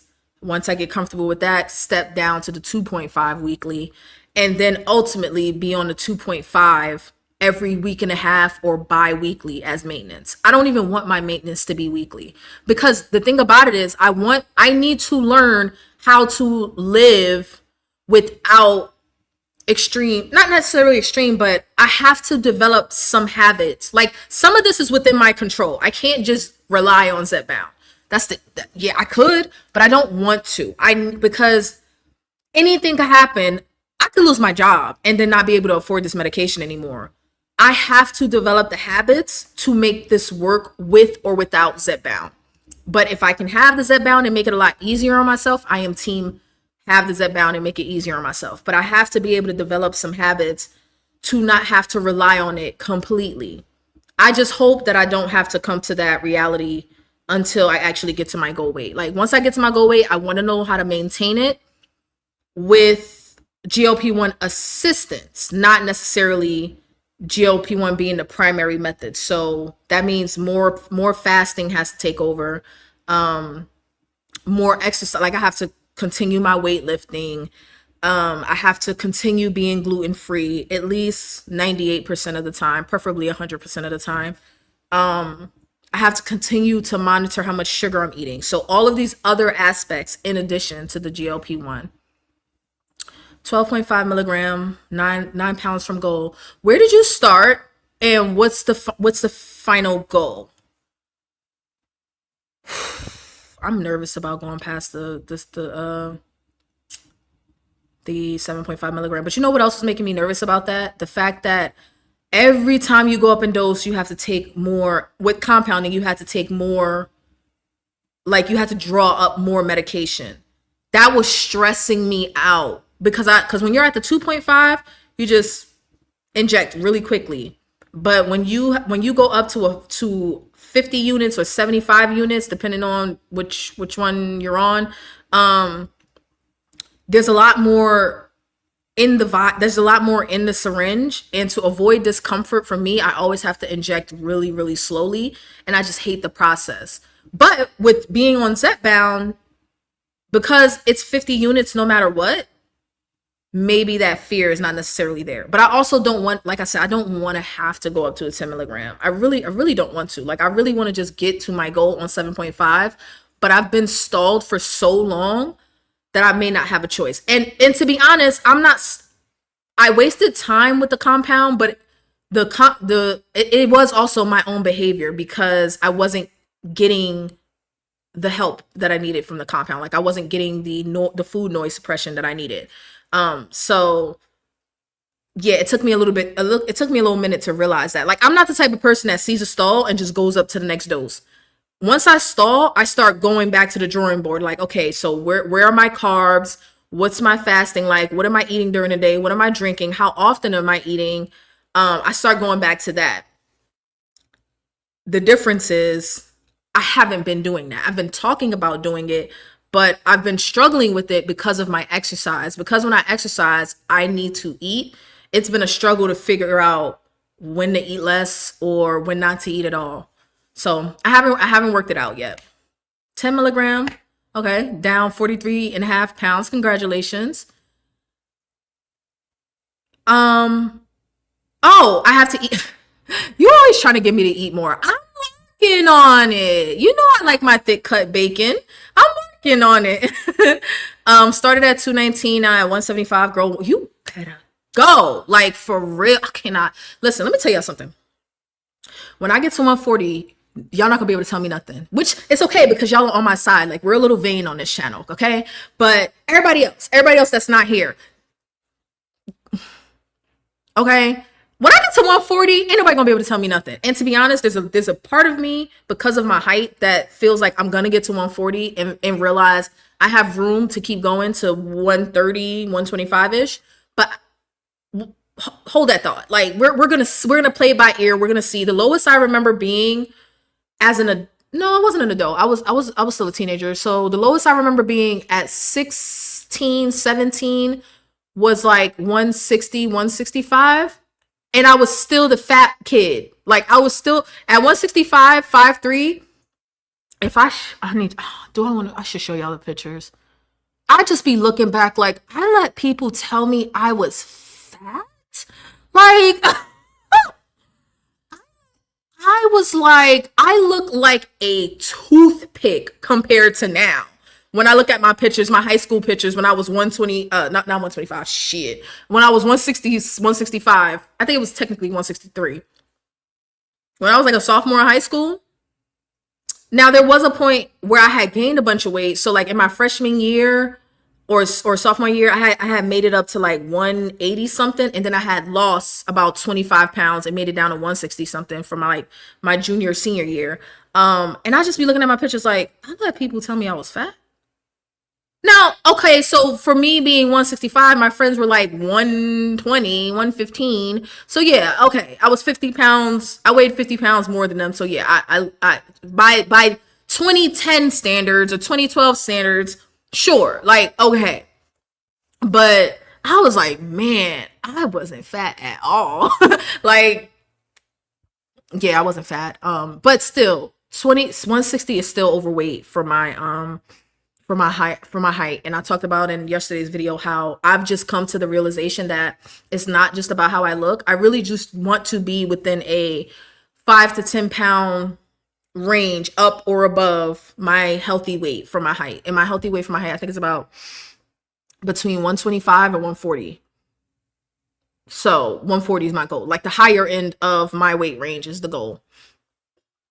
But good for you. Congratulations. 254. How tall are you? Congratulations. 181.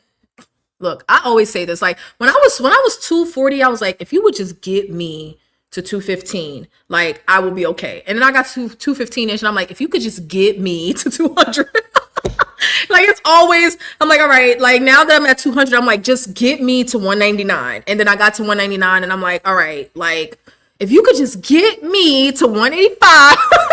Like it's always the goalpost moving, but 181 is crazy work. Like that is amazing. Congratulations. Yes, yes, like that's just how it is. Week 67. So a little over a year. I think a week is 52 weeks. I mean, a year is 52 weeks, a little over a year. Okay, cool. That is outstanding. You're taller than me, Val. 5'7", and you said your goal is 135. Do you know what your this doesn't mean anything, but I'm just curious of like what the medical standard or whatever the American standard is for like what a healthy weight range is for your height. I think in the 180s I'm still considered obese, so that's not an option. And between like I think I have to get into the 160s before I'm out of obesity, but I'm in the overweight range. And then once I get in the 140s, I'm in a normal weight range. And if I go below 125, I think I'm underweight. So that doesn't mean that has to be followed to a T necessarily, but that's the rough draft that I'm working with. 5'7", man, y'all tall. My friends were all 5'6", 5'7" when I was growing up. Lowest weight I've been as an adult is 166. The lowest I've been as an adult, and I'm gonna consider adult from like 20. Um, 187 in my adult years is the lowest I've been. So you really not gonna be able to tell me nothing once I get past that. Like once I get past 187, I'm lower than my, like I'm moving back to high school weight, you know? Like I'm moving, like once I'm in the I spent a lot of my teenage years in the 170s. And then when I went up to the 180s, I was too overweight for my comfort, and then I lost weight all the way down to my 160s. I was always overweight. I was like 125 as like at like 10, which is heavy. That's heavy at 10. So, and I know I wasn't 5'3" at 10. I wasn't this tall. So, but yeah, y'all some tall people. Okay, cool. So yeah, my goal is 140. Y'all not gonna be able to tell me nothing. But y'all, it's not y'all. When I say y'all, I mean everybody else that ain't here. That ain't a little mean. Like everybody else. Before I go, just real quick, has anybody gotten you're losing a little too much weight? Like, how much more weight are you gonna lose? Has anybody gotten like backhanded compliments yet? Or concern? Anything like that? I'm curious. Has anybody been like, so you're just gonna keep losing weight? Because when I tell people that people are used to, okay, so people are used to seeing me around 200 pounds, 2 to 220. So when I tell people I'm losing 100 pounds, or when I tell people my goal is 140, you should see the look on their face. They act like I'm trying to kill myself. It doesn't even register to them that that's within a normal weight range for my height, and that being 220 pounds is not normal for my height. Has anybody gotten, you looking a little small, like, and then people always want to tell you when you're looking small, but they don't ever want to tell you when the weight is getting out of control. And I get it. Women don't want to be told that, and nobody wants to hurt anybody's feeling. I get it. But man, I just be looking at the people around me like, yo, so y'all was just going to let me get to 300 pounds without saying nothing. Like, y'all was just going to let me get up there. Like, with no hesitation. 300. So what? Don't matter. I'm sorry. I'm blaming everybody. Like, I'm blaming me, but I'm like, this y'all fault too, because y'all ain't say nothing. Y'all did not say nothing. Once I get below 50 pounds, they might. 150. Oh yeah. Well, I mean, I'm not gonna put that on you, but I know for me, people are used to seeing me overweight. So much so that when I gain weight, they don't even notice. When I got to 240, when I tell people that, even my dad, he was like, you were 240 pounds. Like, I think my dad is like 6'2", maybe somewhere between like 6'1" and 6'3". So I weighed more than my dad at one point. Cause I think my dad is like 235. So at 5'3", I weighed more than my father at one point. Like, I weighed 240 pounds. So let that 242 to be exact. So let that sink in. I weighed more than a 6'3" man. That's crazy. That's crazy. And like, even little things that we take for granted, like my entire life, I have always weighed more than my partners, like whoever I was dating. I have always weighed at least 50 pounds more than them. At least 50 pounds more. No, at least 30 pounds more, but like 30 to 50 pounds more. I've always weighed more than my partner. I, for the first time, am about to weigh less than my partner. And I gloat about it. It's not really a gloat, but it's like, I'd be like, babe, go step on the scale. How much you weigh?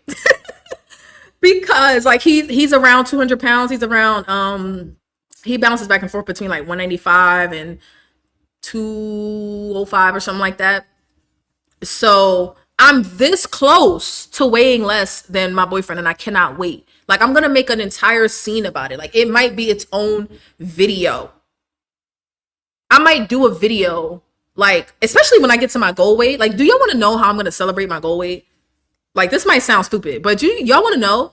I'm going to have him pick me up. My boyfriend doesn't pick me up because I don't allow him to. I'm afraid of being dropped. Like, I don't let people pick me up. I don't. I've had friends try to pick me up, like not female friends, like male friends. Like when I was younger, like I've had friends try to don't pick me, don't take me off my feet. Don't do that. Don't do that, because if you drop me, that's a lot of weight that's gonna hit the floor. Okay, so I don't allow my boyfriend to pick me up. But it was funny because we was in Mexico recently for my birthday, and we were taking pictures. The photographer was taking pictures of us in the pool, and he was like, "Can he pick you up? Do you mind us?" It's like, no. But I felt like a little bit of a party pooper, and I was like, "It's my birthday. It's pictures." So I let him pick me up. He picked, and we were in a pool, so gravity was gonna be on my side in the pool. Okay, so he was able to pick me up, and then the guy was like, "Okay, now do this." I said, "Sir." He was like he wanted me to like do like act like I was like flying in a plane or whatever, or do the airplane arms, and I was like, "Sir, like I'm hanging on for dear life. This man has never picked me off my feet ever. You lucky we in a pool, because I would have never allowed this." And it was funny. Like, you should, maybe I'll share the picture one day. It's funny. Like, you can see us laughing in the picture because it was so outrageous. I'm so dramatic. I am dramatic as hell. I'm dramatic. Yes, laugh because I'm dramatic. Don't pick me up. Thank you, Alexis. Alexis be alive in the comments. um yeah. Yeah, so true about nobody saying anything, but they were heavy too in my family. I mean, I'm just saying. I'm just saying, like, so my cousin was born in the South. And when I asked, like, why didn't you say anything? She's like, you just look normal to me. Like, I grew up around big aunties and big grandma and big this and big, my mom's big. And I was like, that's not normal. I was like, okay, but that's not, you don't have to normalize that. Like, we don't have to normalize that, you know? So if you didn't watch yesterday's video, I talked about how one of the reasons I wanted to really lose weight is because I want to have kids, and I am definitely afraid of being obese and pregnant. I just am. I am. I know it happens every day.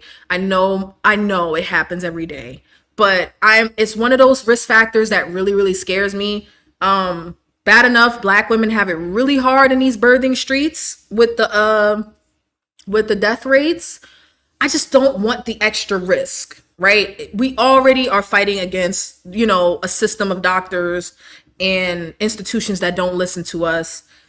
So whatever's within my control, and my weight is within my control, I would like to make an effort to get that under control before I start, before I get pregnant. Like, I might be 140 one day, and then like a week later, I'm like, y'all, guess what? I would be like, surprise, we're having. I don't know. I'm just saying, like, I just, it's a genuine fear of mine. I just don't want to be obese, and I don't want to be obese and pregnant, and then it takes me back up to 240, 50, 300. Like, I don't want that. So if I'm gonna gain weight during a pregnancy, I would rather have my starting point from lower, and then if I gain weight, then we'll just address that when the time comes. But it's a risk factor that I'm definitely, like, I'm terrified of being obese and pregnant. I don't want to do that. So that's one of my main motivations. Like, it's like probably number 2 on the list, other than like just overall my health is number 1, and then specifically, like, I want to be able to get pregnant, and of course other stuff could come up, but this is one thing that's within my control. Definitely. Pepsi and sweet drinks. Sweet tea drink. I thought you was calling me auntie. I'm like, well, how old do you think I am? I mean, if I have to, I'll be your sister. I don't know if I'm, what's crazy? I was born an auntie. Like, most of my nieces and nephews are older than me. And then their kids are like younger than me, but most of them are older than me. I can be sis. But you were you were saying Pepsi and sweet tea drinking aunties. I didn't grow up with aunts. I didn't grow up with aunts. I have one aunt, but she lived in the South. So I didn't grow up with like like big mamas and big aunts and big siblings. I have one brother that's bigger than me. I was overweight as a kid, and then to be honest, my mom looked, she was, I don't know, like, I think she was overweight, but it wasn't obvious to me at the time. But it was like, she just kind of looked like, she looked very average, but she wasn't thin. She wasn't thin. And she worked out all the time. So I didn't really grow up around a lot of like I said, I was always the overweight kid. So I didn't grow up around mostly overweight people. So that wasn't normal to me. But when I talk to people that did grow up around that, they be like, yeah, you just look like everybody else. Like, I'm used to big aunts and big grandmas and big this and big, I'm just like, all right, all right, okay, all right, all right. Um, all right. So thank you for y'all participating. Okay, so let me ask this question again because more people came in, or maybe you didn't come in. Maybe you were already here and just decided to comment. Is anybody interested? Face camera on or camera off. Would anybody like to come up when I am live? Not today, but on another day. If anybody is interested in coming up and talking about their weight loss journey, talking about wanting to start a weight loss journey but not knowing where to start, anything related to the topic that we're discussing. I just realized I didn't put my retainer back in. I was determined to not have a lisp today. I was struggling last night. But if anybody's ever interested in coming up and actually talking beyond being in the comments, I know that's asking a lot because people are very shy. Like, I tried to get my sister to do it and she said, no, ma'am. I tried to get my cousin to do it. No, ma'am. And I'm just like, y'all are leaving me out to dry here. Like, it's fine. But if anybody's ever interested in coming up, see, I know. I'm gonna give you some I'm gonna give you some time to let it simmer in, right? We're not gonna do it today. But if anybody wants to come up, you don't have to put your camera on. If you just want to talk, you can be nervous. It's okay. You can mess up. If you watch yesterday's video, I had 5711 technical difficulties and I was lisping and not saying words right, and it's fine. I started out getting on other people's panels and stuff on in other parts of YouTube, but I haven't seen anybody do it over here. And to be honest, y'all, I just want to be the first to do it. I just want to be the first to do it. Like, I just want to be the first to do it. I haven't seen anybody. I mean, maybe people do it, but I haven't really seen it. So I would like to have people come up and talk about their journeys or what they would like to do and haven't really had a chance to do. Or we could talk about the budgeting thing, whatever the topic is at the time. Metabolic issues, older age issues. Are you on a GLP-1, Alexis? Are you losing weight? Maybe you told me that already and I just don't remember. But yeah. So y'all, quick update and then I'll get out of here because we're going on 2 hours and I gotta go. I have an appointment. But I'm still bouncing back and forth between 199 and 205. I would stand up, but I guess I can stand up. I'm a little on a bloated side today. Don't judge me, bro. I know I'll be posting pictures and I'll be looking like I drink flat tummy tea every day, but just in real time. You know, I still got the whole back fat and bra fat issue. And if I spent the next 2 days not eating carbs, my entire stomach would be flat. Like it would just be completely flat. You know, I got a little bit of a cut coming in here. These are not the right clothes to do this, but I got a little bit of a cut coming in here. So yeah, I'm bouncing back and forth between like 199 and 202 something. But I'm ready. Like I'm ready to see like 195 or like I want to get to 180s. Like what are we doing here? What are we doing? In maintenance, okay. Thank you. You're welcome. I know, like I'm working on it. Like I'm working on it. I'm still not. I'm off, I'm on. I'm off, I'm on. For some reason with the no, it's not for some reason. It's the travel. That's what it is. It's because I'm constantly in the car going somewhere else. In fact, I'm going to the gym tonight. I got a gym membership from Hotworks. I'm pretty sure, I can almost guarantee, unless you live in a rural area, this gym is in your area. It's a sauna designed gym where they have individual saunas where up to 3 people can fit in at once. But you can go in by yourself. It's fine. You kind of just schedule it in advance. And they have yoga, stretching, Pilates, bikes, rowing, all of these things occur in the sauna at about 120 to 125 degrees.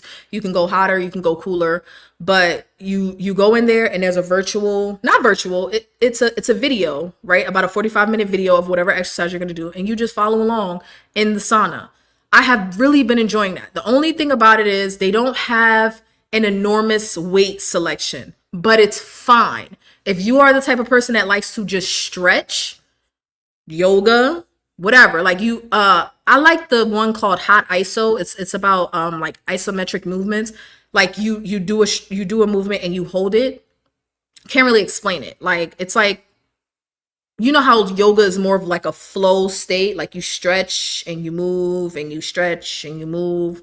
Pilates is more about like the type of movement that you do or the type of positions that you hold and like engaging your core and things like that. Like they had me do something where I had to like sit on my butt and put my legs in the air and lift my heels up and then put my hands back. I was just like, I'm too big for this, but like I don't have the strength.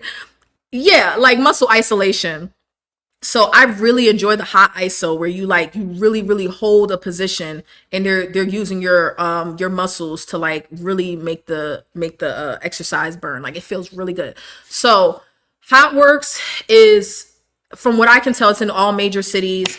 24 hours, you can go any time of day. They're only staffed certain hours, but they give you a code when you sign up and you can go. What are you doing, sir? Okay.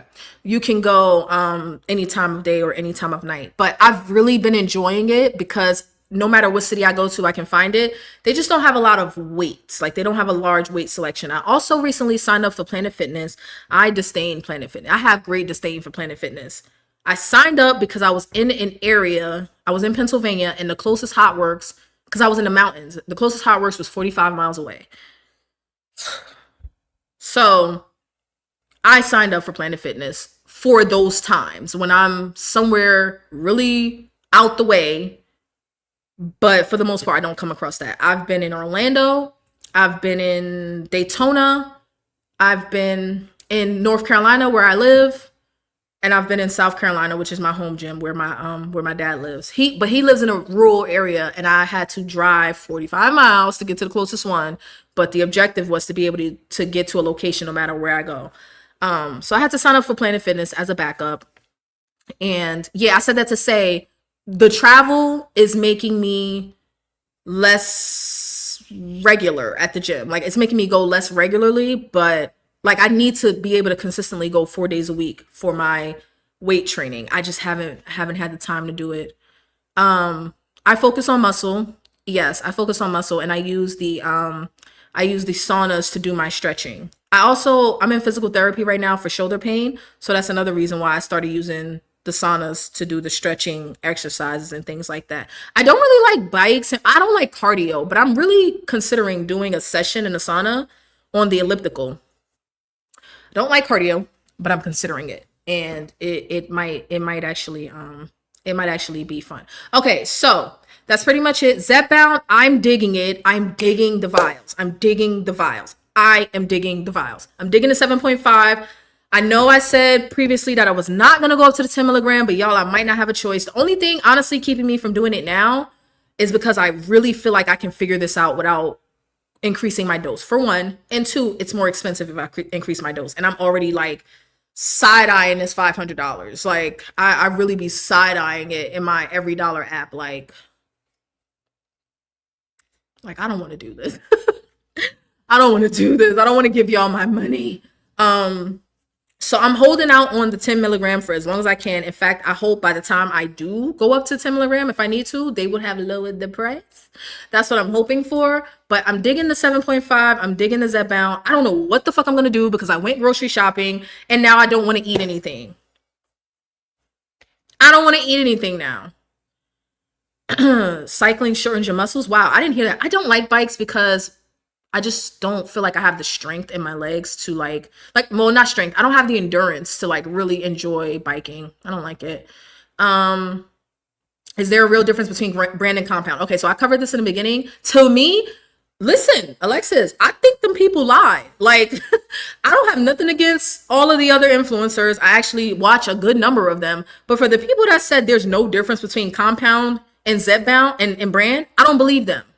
I don't believe them because now I've done both. I've done compound for longer and I've been stalled for, like, I haven't been able to get the appetite for suppression and food noise suppression that I needed from compound.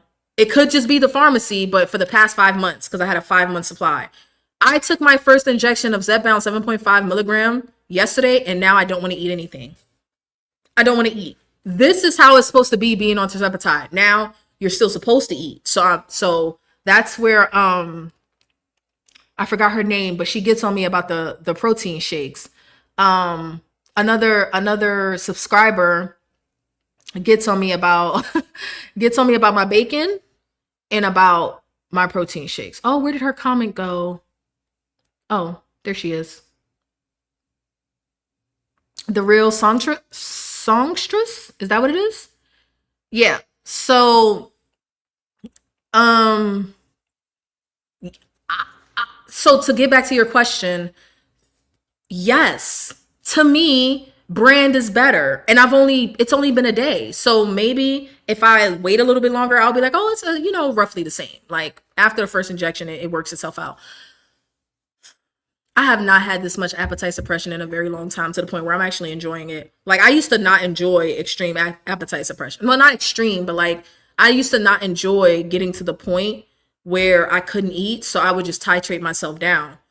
But I haven't had that experience I haven't had genuine appetite suppression in so long that now that I'm on ZEPBOUND and I got it immediately, I'm just like, you know what? I'm honestly about to just ride this wave. I'm about to just ride the wave. Like, I'm about to just ride it. Meaning, like, if I'm not hungry, I'm not eating. And that's going to be my cheat code into fasting. If I'm not hungry, I'm not eating. Now, if I work out, because I did do the video about me losing muscle because I wasn't getting enough protein. So with the days that I work out, I will make sure I'm eating enough. But the days where I'm not working out, if I'm not hungry, I will fast. I will fast until I get hungry, or I will fast until it's time to not fast no more. I think there's a difference, Alexis. I really do. I really do. I don't believe those people that's like, oh, it's the same thing. It's not the same. ZEPBOUND somebody told me this in the comments recently on one of my last videos. I think it was a guy too. No, it wasn't my last video. I think he was watching an older video. And I was talking about food noise. And he was like, ZEPBOUND does a better job with the food noise. And I had already purchased my ZEPBOUND, so I was almost about to just ditch the rest of the compound and just switch. But I'm like, no, let me get through a couple more doses or whatever. But yeah, somebody told me like brand does a better job, and I'm like, that's not what the content creators say. All the content creators say compound is good. It really is. If you get it from a good pharmacy, compound is good. But the brand is better. Oh, you're here. Which part sounds confusing? Let me know so I can try to clear it up. I'm on both. Compound is stronger for me. What's your pharmacy? What compounding pharmacy are you using? Like I said, it could be me. And what dose? So I want to know what dose you're on, if you don't mind sharing. And what pharmacy? What dose and what pharmacy? I don't know. I'm on 7.5 milligram and I got some weak compound. Like I said, it could just be the pharmacy that I got my 5-month supply from. 45 pounds on compound, micro, and split dose currently in maintenance. Compound. I love Hollandale's compound. I was talking about that earlier. Hollandale got some good compound. Hollandale got some good compound, and stretching the meds is how I plan to do my maintenance as well. That's how I plan to roll myself back to a 2.5 and also do my maintenance. Hollandale got some good compound. I ain't gonna even lie. Hollandale got some good compound. That's who I started with, and then I ended up at Red Rock, and it was trash, and I ended up with Smart Scripts, and it was the one that I had for the last 5 months prior had me calling EMS because I was just like, what the fuck did they put in this vial? But you know, Hollandale. Okay, you know what, Freddie? I'm not even gonna argue with you. I'm not gonna argue with you. I'm not going to argue with you. I believe you because you said you're using Hollandale's compound, and that was the best compound that I had. The best. Now it's been a while, so I can't really compare it to the ZEPBOUND, and it was also different. It was also a different dose. It was the 2.5, so it could have just been that I was new to it, why it felt so strong. You know what? I'm gonna let you have that. I'm gonna let you have it, Hollandale. I'm not gonna argue. Had you said Red Rock, I would have been like, you a lie. You a lie. You a lie. Um, yeah. I lost my first 20 pounds on Hollandale. Things started to get real slow after I switched from their compound. 10 milligram. Okay. Did you tell me how much weight you had lost? No. How much weight have you lost? What was your starting and what's your goal? Strive. I don't know anything about Strive. Is Strive the pharmacy or the telehealth? Are they the compounding pharmacy or the telehealth? I haven't tried Strive. I've tried Mochi, Orderly Meds, and Fridays. Um, Remember, you get what you pay for. Possibly, like I said. Okay, so with that, I will say I agree with that when it comes to the ZEPBOUND. I'm not disappointed with ZEPBOUND at all. I am paying more for ZEPBOUND, but I still think ZEPBOUND is overpriced. When it comes to compound, I have had experiences with really, I mean, some really good compound. Like Hollandale. Hollandale is the only one that I will vouch. Like I will be so disappointed if Hollandale, like if it comes out that they've done something wrong or didn't do something right. Like I would be really disappointed because they had a really good product. But I cannot say that about Red Rock and a couple of other pharmacies. So there's the telehealth and then there's the pharmacy that they get the medication from to get to you. So telehealth is like the middle person. But you get what you pay for. That could go either way. That could go either way. Because ZEPBOUND is definitely overpriced. Like if I had so let's say the vials did not exist and I still had to choose between paying 1,000 because my insurance doesn't cover it. If I had to choose between paying $1,000 a month for the auto injector pens or $300 to $400 a month for the compound, and you're saying you get what you pay for, that $700 difference, you're not getting that much of a better product by going with brand if you have to pay an extra $700 is what I'm saying. But if you only have to pay an extra $100, I think it's worth it to just find that extra $100 in your budget and go with the brand. Does that make sense? um okay. Telehealth is max weight loss. Yeah, no, I don't know about Strive. I haven't worked with them. Yeah. 187 was my starting weight. Okay. And what's the one? What's one? I'm not sure what that means. What's your goal? Is your goal 100 pounds? Is that what you're saying?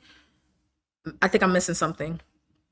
I think I'm missing something. But yeah, I'm to be honest with you, I'm not about to argue with somebody that has Hollandale. If you get your compound from Hollandale, I'm not about to argue with you about whether or not it's stronger than ZEPBOUND. I'm not gonna say it is, but I'm not gonna say it ain't. I'm not gonna say it is, but I'm not gonna say it ain't. And if the telehealth companies weren't under attack, and I can go back to a telehealth company that had Hollandale compound, and it's cheaper, like I could save $200 a month, I probably would, but I switched to avoid the headache. I switched for convenience. And it just so happens that I'm now having a better result from the ZEPBOUND. Stockpile some Hollandale. How does that work? Because when does it expire? That's the thing about the stockpiling of the compound. I'm not, I don't know if I would do another 6 month supply of compound. I had a bad experience. I don't know about that. Um,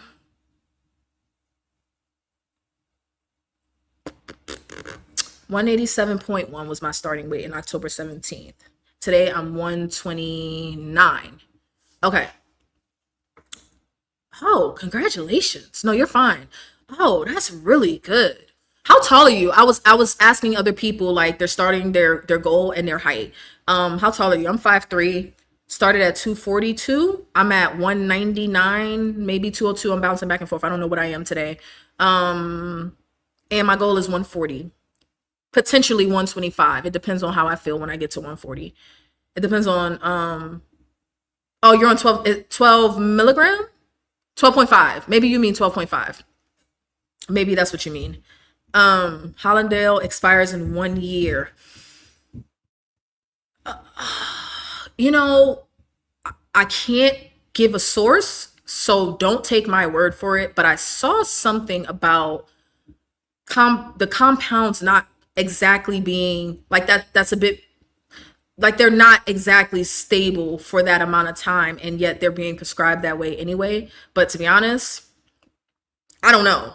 I don't know because like I said, Hollandale, the product was really good. If they say so, okay, expire versus beyond use date is also different, right? So like if it's unopened, you can keep it for a year. Is that what you're saying?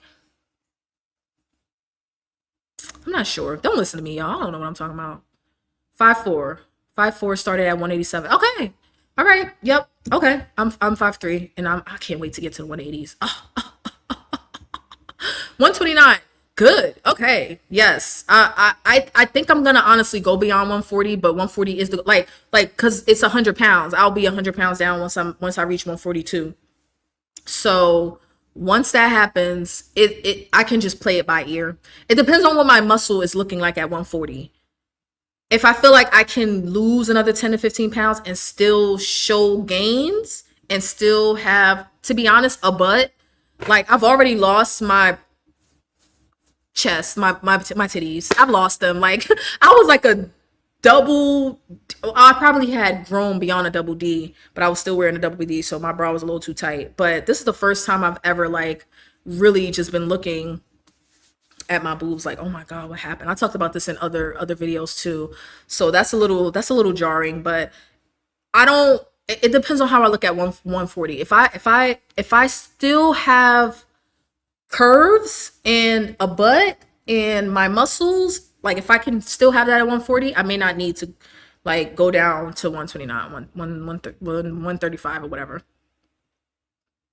Nisi. I could be Nisi, I could be sis, I could be all of that. I don't think I'm auntie age yet. My friend, one of my best friends she's younger than me. She's 28 and she works with very young people and they're already calling her auntie. And I'm like, we're old. We're not the babies no more. We're not the kids no more. Like when you get auntie at 28, it really makes you look at yourself like, I, you got it. You got it. Okay. All right. Um, Sweet. You got the hookup. Okay. Okay. Don't listen to me. I don't know nothing. I don't know. Like if Hollandale is my nose is like itching so bad. I should go take my Claritin and I'm stalling. Um if y'all got the plug and y'all know, I always say go talk to your pharmacist. So if they got it going on with the 1 year buds with Hollandale, yeah. But who's the telehealth that you're using? Because I was getting my Hollandale prescription through Fridays, and then Fridays when the initial round of lawsuits started, Hollandale dropped out. I didn't know they came back to compounding. So I wonder who you're getting your Hollandale prescription through. Yeah, yeah. Um yeah, yeah. If I had to go back to compounding, which I'm always open to, I'm okay. I'm okay with paying a little extra right now for ZEPBOUND. Um if I had to go back to compound, the only way I would do it is if I got my prescription from Hollandale. It's the only way. It's the only way I would do it. That's the only way I would do it. I'm not I wouldn't go with Mochi. Mochi left a bad taste in my mouth. Even if they got it together now, they left a bad taste in my mouth. So I wouldn't even bother. I would not deal with Red Rock. I would not deal with Smart Scripts. To be honest, y'all, like I'm swaying right now because I'm like, I am getting a little nauseous. I will say that. And it's because I took my injection yesterday. They don't have. So wait, what are y'all taking? If they don't have compound, y'all talking about Hollandale? What y'all taking? Some glutide? Hollandale doesn't have compound trizipatide no more. I thought. Oh, okay. So Alexis, you said you were with Hollandale too, but what are you taking? Oh, you had leftovers. Oh, okay. 5410 is the telehealth agency, and is it leftover Hollandale or is it current? Like, are they still filling? Are they still filling prescriptions? Because that's what I thought. I thought they didn't do compound tirzepatide no more. I'm a little. I need my Zofran. I need my Zofran because the ZEPBOUND is ZEPBOUNDing. It is ZEPBOUNDing. And I'm not. I don't want to eat. I'm not hungry, but I'm definitely getting a little nauseous. And I always carry a little Zofran on me because every once in a while I would get nauseous with compound. Every once in a while, so I would just always keep Zofran on me. And I have some. I don't know where it is, but I have some. I am kind of. Oh, y'all had me thinking that y'all were currently getting tirzepatide from Hollandale. That makes me sad. Y'all just broke my heart. But I say what I but I still keep my stance that yeah, you bought a lot. Yeah. Oh, cause that's smart. That's smart. I did that too. I just did it with a sucky pharmacy, so it didn't work out. I wasted about 2 grand. I wasted about 2 grand on a 6 month supply, and it didn't do what it needed to do. Like if y'all may not remember, but and it was just in December that I reached 40 pounds down, right? Or was that January? I don't know, but I should be 20 pounds further ahead. Like I should be about 280 right now. I'm behind, which is fine. It's not the end of the world, but I'm definitely behind because I wasted time with some crappy compound. I wasted time with some crap. Wouldn't recommend it. Wouldn't recommend it. And I don't feel like updating my video about my telehealth experience. I don't feel like updating that video because I don't do telehealth no more. But when people leave new comments, I just let them know, like, yeah, since then this has happened with Mochi, and I don't work with them anymore. Like I don't order from here anymore. I'm okay. Like I'm okay. I'm okay. I kind of need this appetite suppression that I'm experiencing right now. It's resulting in a bit of nausea, and I'm gonna go take some Zofran for it. It works for me. I take one Zofran and I'm good for like, to be honest, like typically it happens one, like if I can do it the first time, I typically don't, it doesn't keep happening. Like it'll be like every couple of months I'll need, like I'm still working on my very first Zofran prescription, if that makes sense. It's okay. I'm all right. Like I literally am okay. I am okay. It could be worse. I could have diarrhea. I could have metformin diarrhea. I don't think you were here for that part. We were talking about metformin and diarrhea. I could have diarrhea. Like it could be worse. It could be so much worse. The compound that I just finished would give me heart. I don't want to say palpitations, but like it would increase my heart rate to the point where the first time I took it, the last compound, I called EMS because I thought I was having a fucking heart attack. I thought I was having a heart attack. I hated that compound. It would make my chest burn. It would make my heart race. I hated it. I hated it. I hated it so much. And I just hope that I don't have to hear the commercial in 10 years. Like, if you had compound tirzepatide from this pharmacy in 2025, you may be entitled to a lawsuit. Like, I'm, that's not funny. I'm hoping that's not the case. Using my stock. Everybody stocked up on Hollandale but me. I guess at that time, honestly, I didn't even know. No. Okay. So what happened was when they first said they stopped, I don't know if they came back and then stopped again, but when they first said they stopped from Fridays, they didn't even give you an option. They just automatically rerouted their prescriptions to Red Rock. So I'm not sure how all of y'all stocked up on Hollandale, but you're lucky. You're lucky. You're lucky. So just before we get out, I said before we get out of here 15 times, but to be honest, I just really like talking. I'm a chatterbox. But what are y'all gonna do once you're, so I know Paquita has a ZEPBOUND in her stockpile already. So everybody else, when your Hollandale runs out, are you gonna go to a different compounding pharmacy or a different telehealth? Or like, what's the plan? Or are you gonna switch the brand? What's the plan?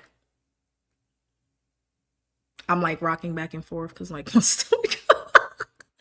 I'm gonna go have a protein shake. I am. I'm gonna have one. I just bought the Fairlife 42 gram, the Core Power. They're so expensive. They're like $4 or $5 a bottle, but I get them on Amazon so that they're a little bit cheaper. I think in a store they're like $5 a bottle. If you get them on Amazon, they're about $4 a bottle. And the 42 grams will get you through. It'll get you through. Strive. Okay. Waiting on my new compound. Okay. Waiting. How long is it? How long has it been? Wait. How long you been waiting? So you haven't tried it yet? You haven't tried the Strive compound yet? I'm curious. Mochi got me approved through my insurance, so I have ZEPBOUND and Bud Date on there 127. Yeah. So they got you approved for vials or um they got you approved for vials or injector pens. Which one did they get you approved for? Pretty cool. How the hell did you get approved for ZEPBOUND? Do you have no, I don't want to ask your personal medical stuff. Um I really want to know though. Like how the hell did they get you approved for ZEPBOUND? That's crazy. That's crazy. My insurance doesn't even cover it for anybody. Like they don't cover ZEPBOUND. They cover Manjaro and Ozempic. They don't cover ZEPBOUND and Wegovy. They don't cover it. So I guess it's not that big of a leap. If your insurance does cover it, it's a matter of getting you covered specifically. So I guess that's not that much of a not that much of a leap. I'm not gonna lie. Every couple months, I check my insurance to see if they change something and to see. So North Carolina is being real stingy with the weight loss medications. They're being real stingy. They took it off of their state insurance. So if you're a state employee in North Carolina, you can't get coverage, GLP-1 coverage for weight loss specifically. Like you can still get Manjaro and stuff for diabetes. And then if you have marketplace insurance like I do, they don't cover ZEPBOUND at all. Like it's just no coverage for it. Which is like, so we talked about it earlier, FSA, HSA, that's my plan and somebody else's plan. So just sucks. I was waiting to see South Carolina. Listen, oh man, they need to stop playing. Like I check regularly. Like if I see ZEPBOUND pop up on my insurance, I will do whatever it takes to get approved. Like even if I have to switch to the injector pens to get approved, I don't care. Like if you can just cover it. Like I will pay the copay. I will pay it. I will pay it. Just get me some ZEPBOUND for less than $400, please. Pretty please. With cherries on top. That would be great. Okay. All right. I'm going to say bye. I got to go get ready for my lash appointment and I will be back. I don't have nothing to do. So maybe I'll come back tomorrow. I say I don't have nothing to do. I'm in Orlando. I should have something to do, but I don't. We talked about budgeting. This is a part of like me having to pay for ZEPBOUND. I don't have money to do other shit. I don't have $200 to go to Disney. I was wearing my Disney ears in my last video because I went the last time I was here.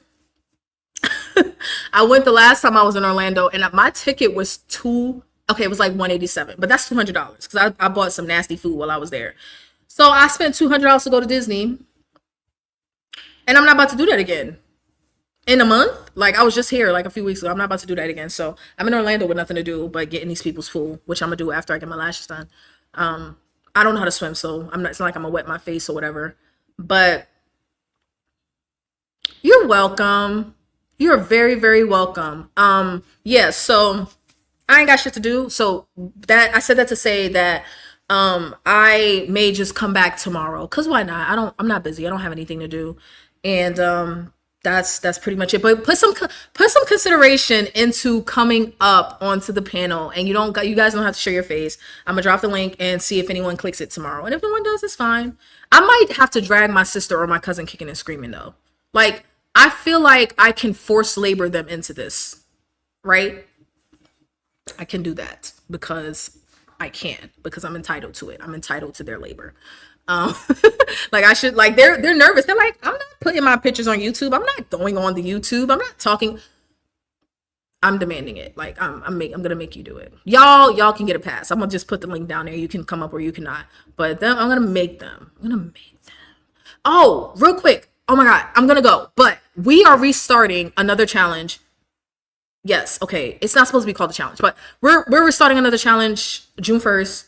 And we're gonna kick things up a notch because the 150 gram low carb was a little too loose for us to keep messing up. Even though my sister did great, she lost 6 pounds. Me and my cousin, we just completely screwed it up. So we're gonna take it up a notch. And I think the parameters are we have to work out at least 3 days a week.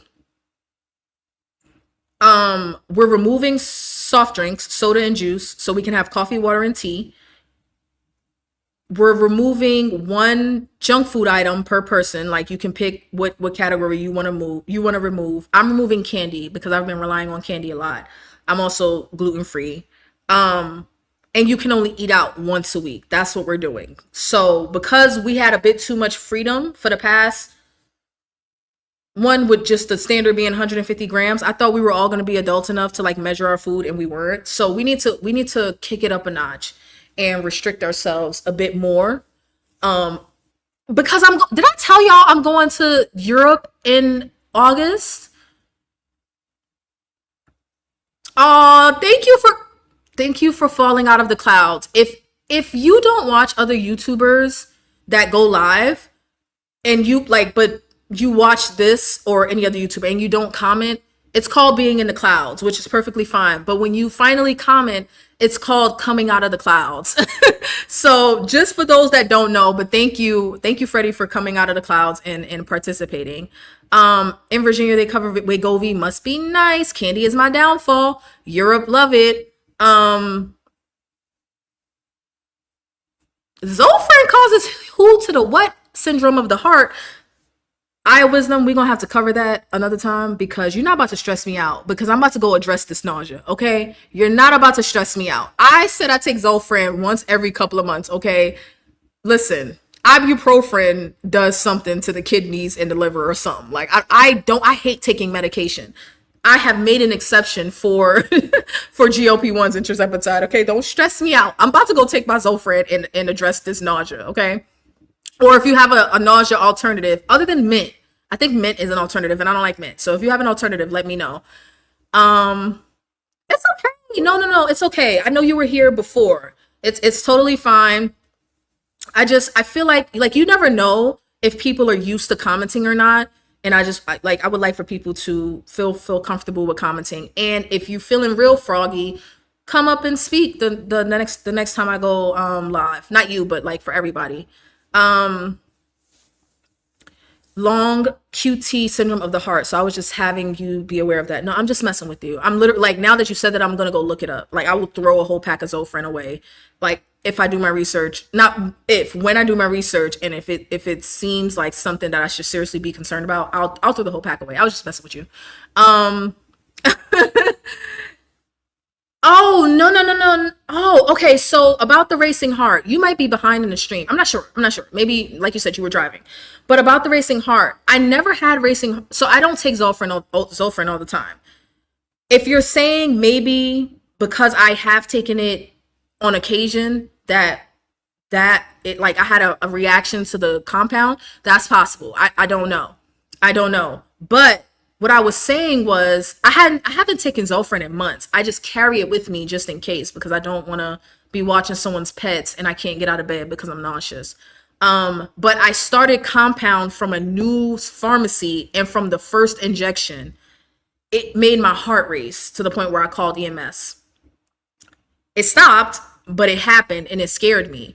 And like every other injection after that, I had a 5 month supply. So I went through 5 vials of this stuff. I didn't have the racing heart, but I would get like heartburn. Like I would get like my chest would burn and then it would stop. So there was something about that compound that just was not right for my spurt. It wasn't right. What's a third world country? America? Oh, India.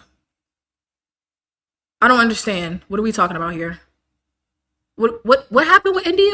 I don't understand. Um Okay, yeah, no, I'll definitely look it up. I'll definitely look it up. Okay, all right, okay. So let me thank you for everybody. Freddie, Alexis, Eye of Wisdom, Songstress, who did I miss? Who did I miss? Val was here earlier. Pakita. I'm gonna mess it up. I'm sorry. That's why you should come up and tell me how to say it. You should come up and tell me how to say it. All right. Thank you for everybody that was here. I know this was long. I need to start like learning how to do live streams that aren't 2 hours long. Like this is getting out of control, people. All right. And I will see y'all tomorrow with another topic. If you think of something that you want to talk about, just leave a comment after this video is over and let me know. And then we can talk about that tomorrow, or I will come up with something.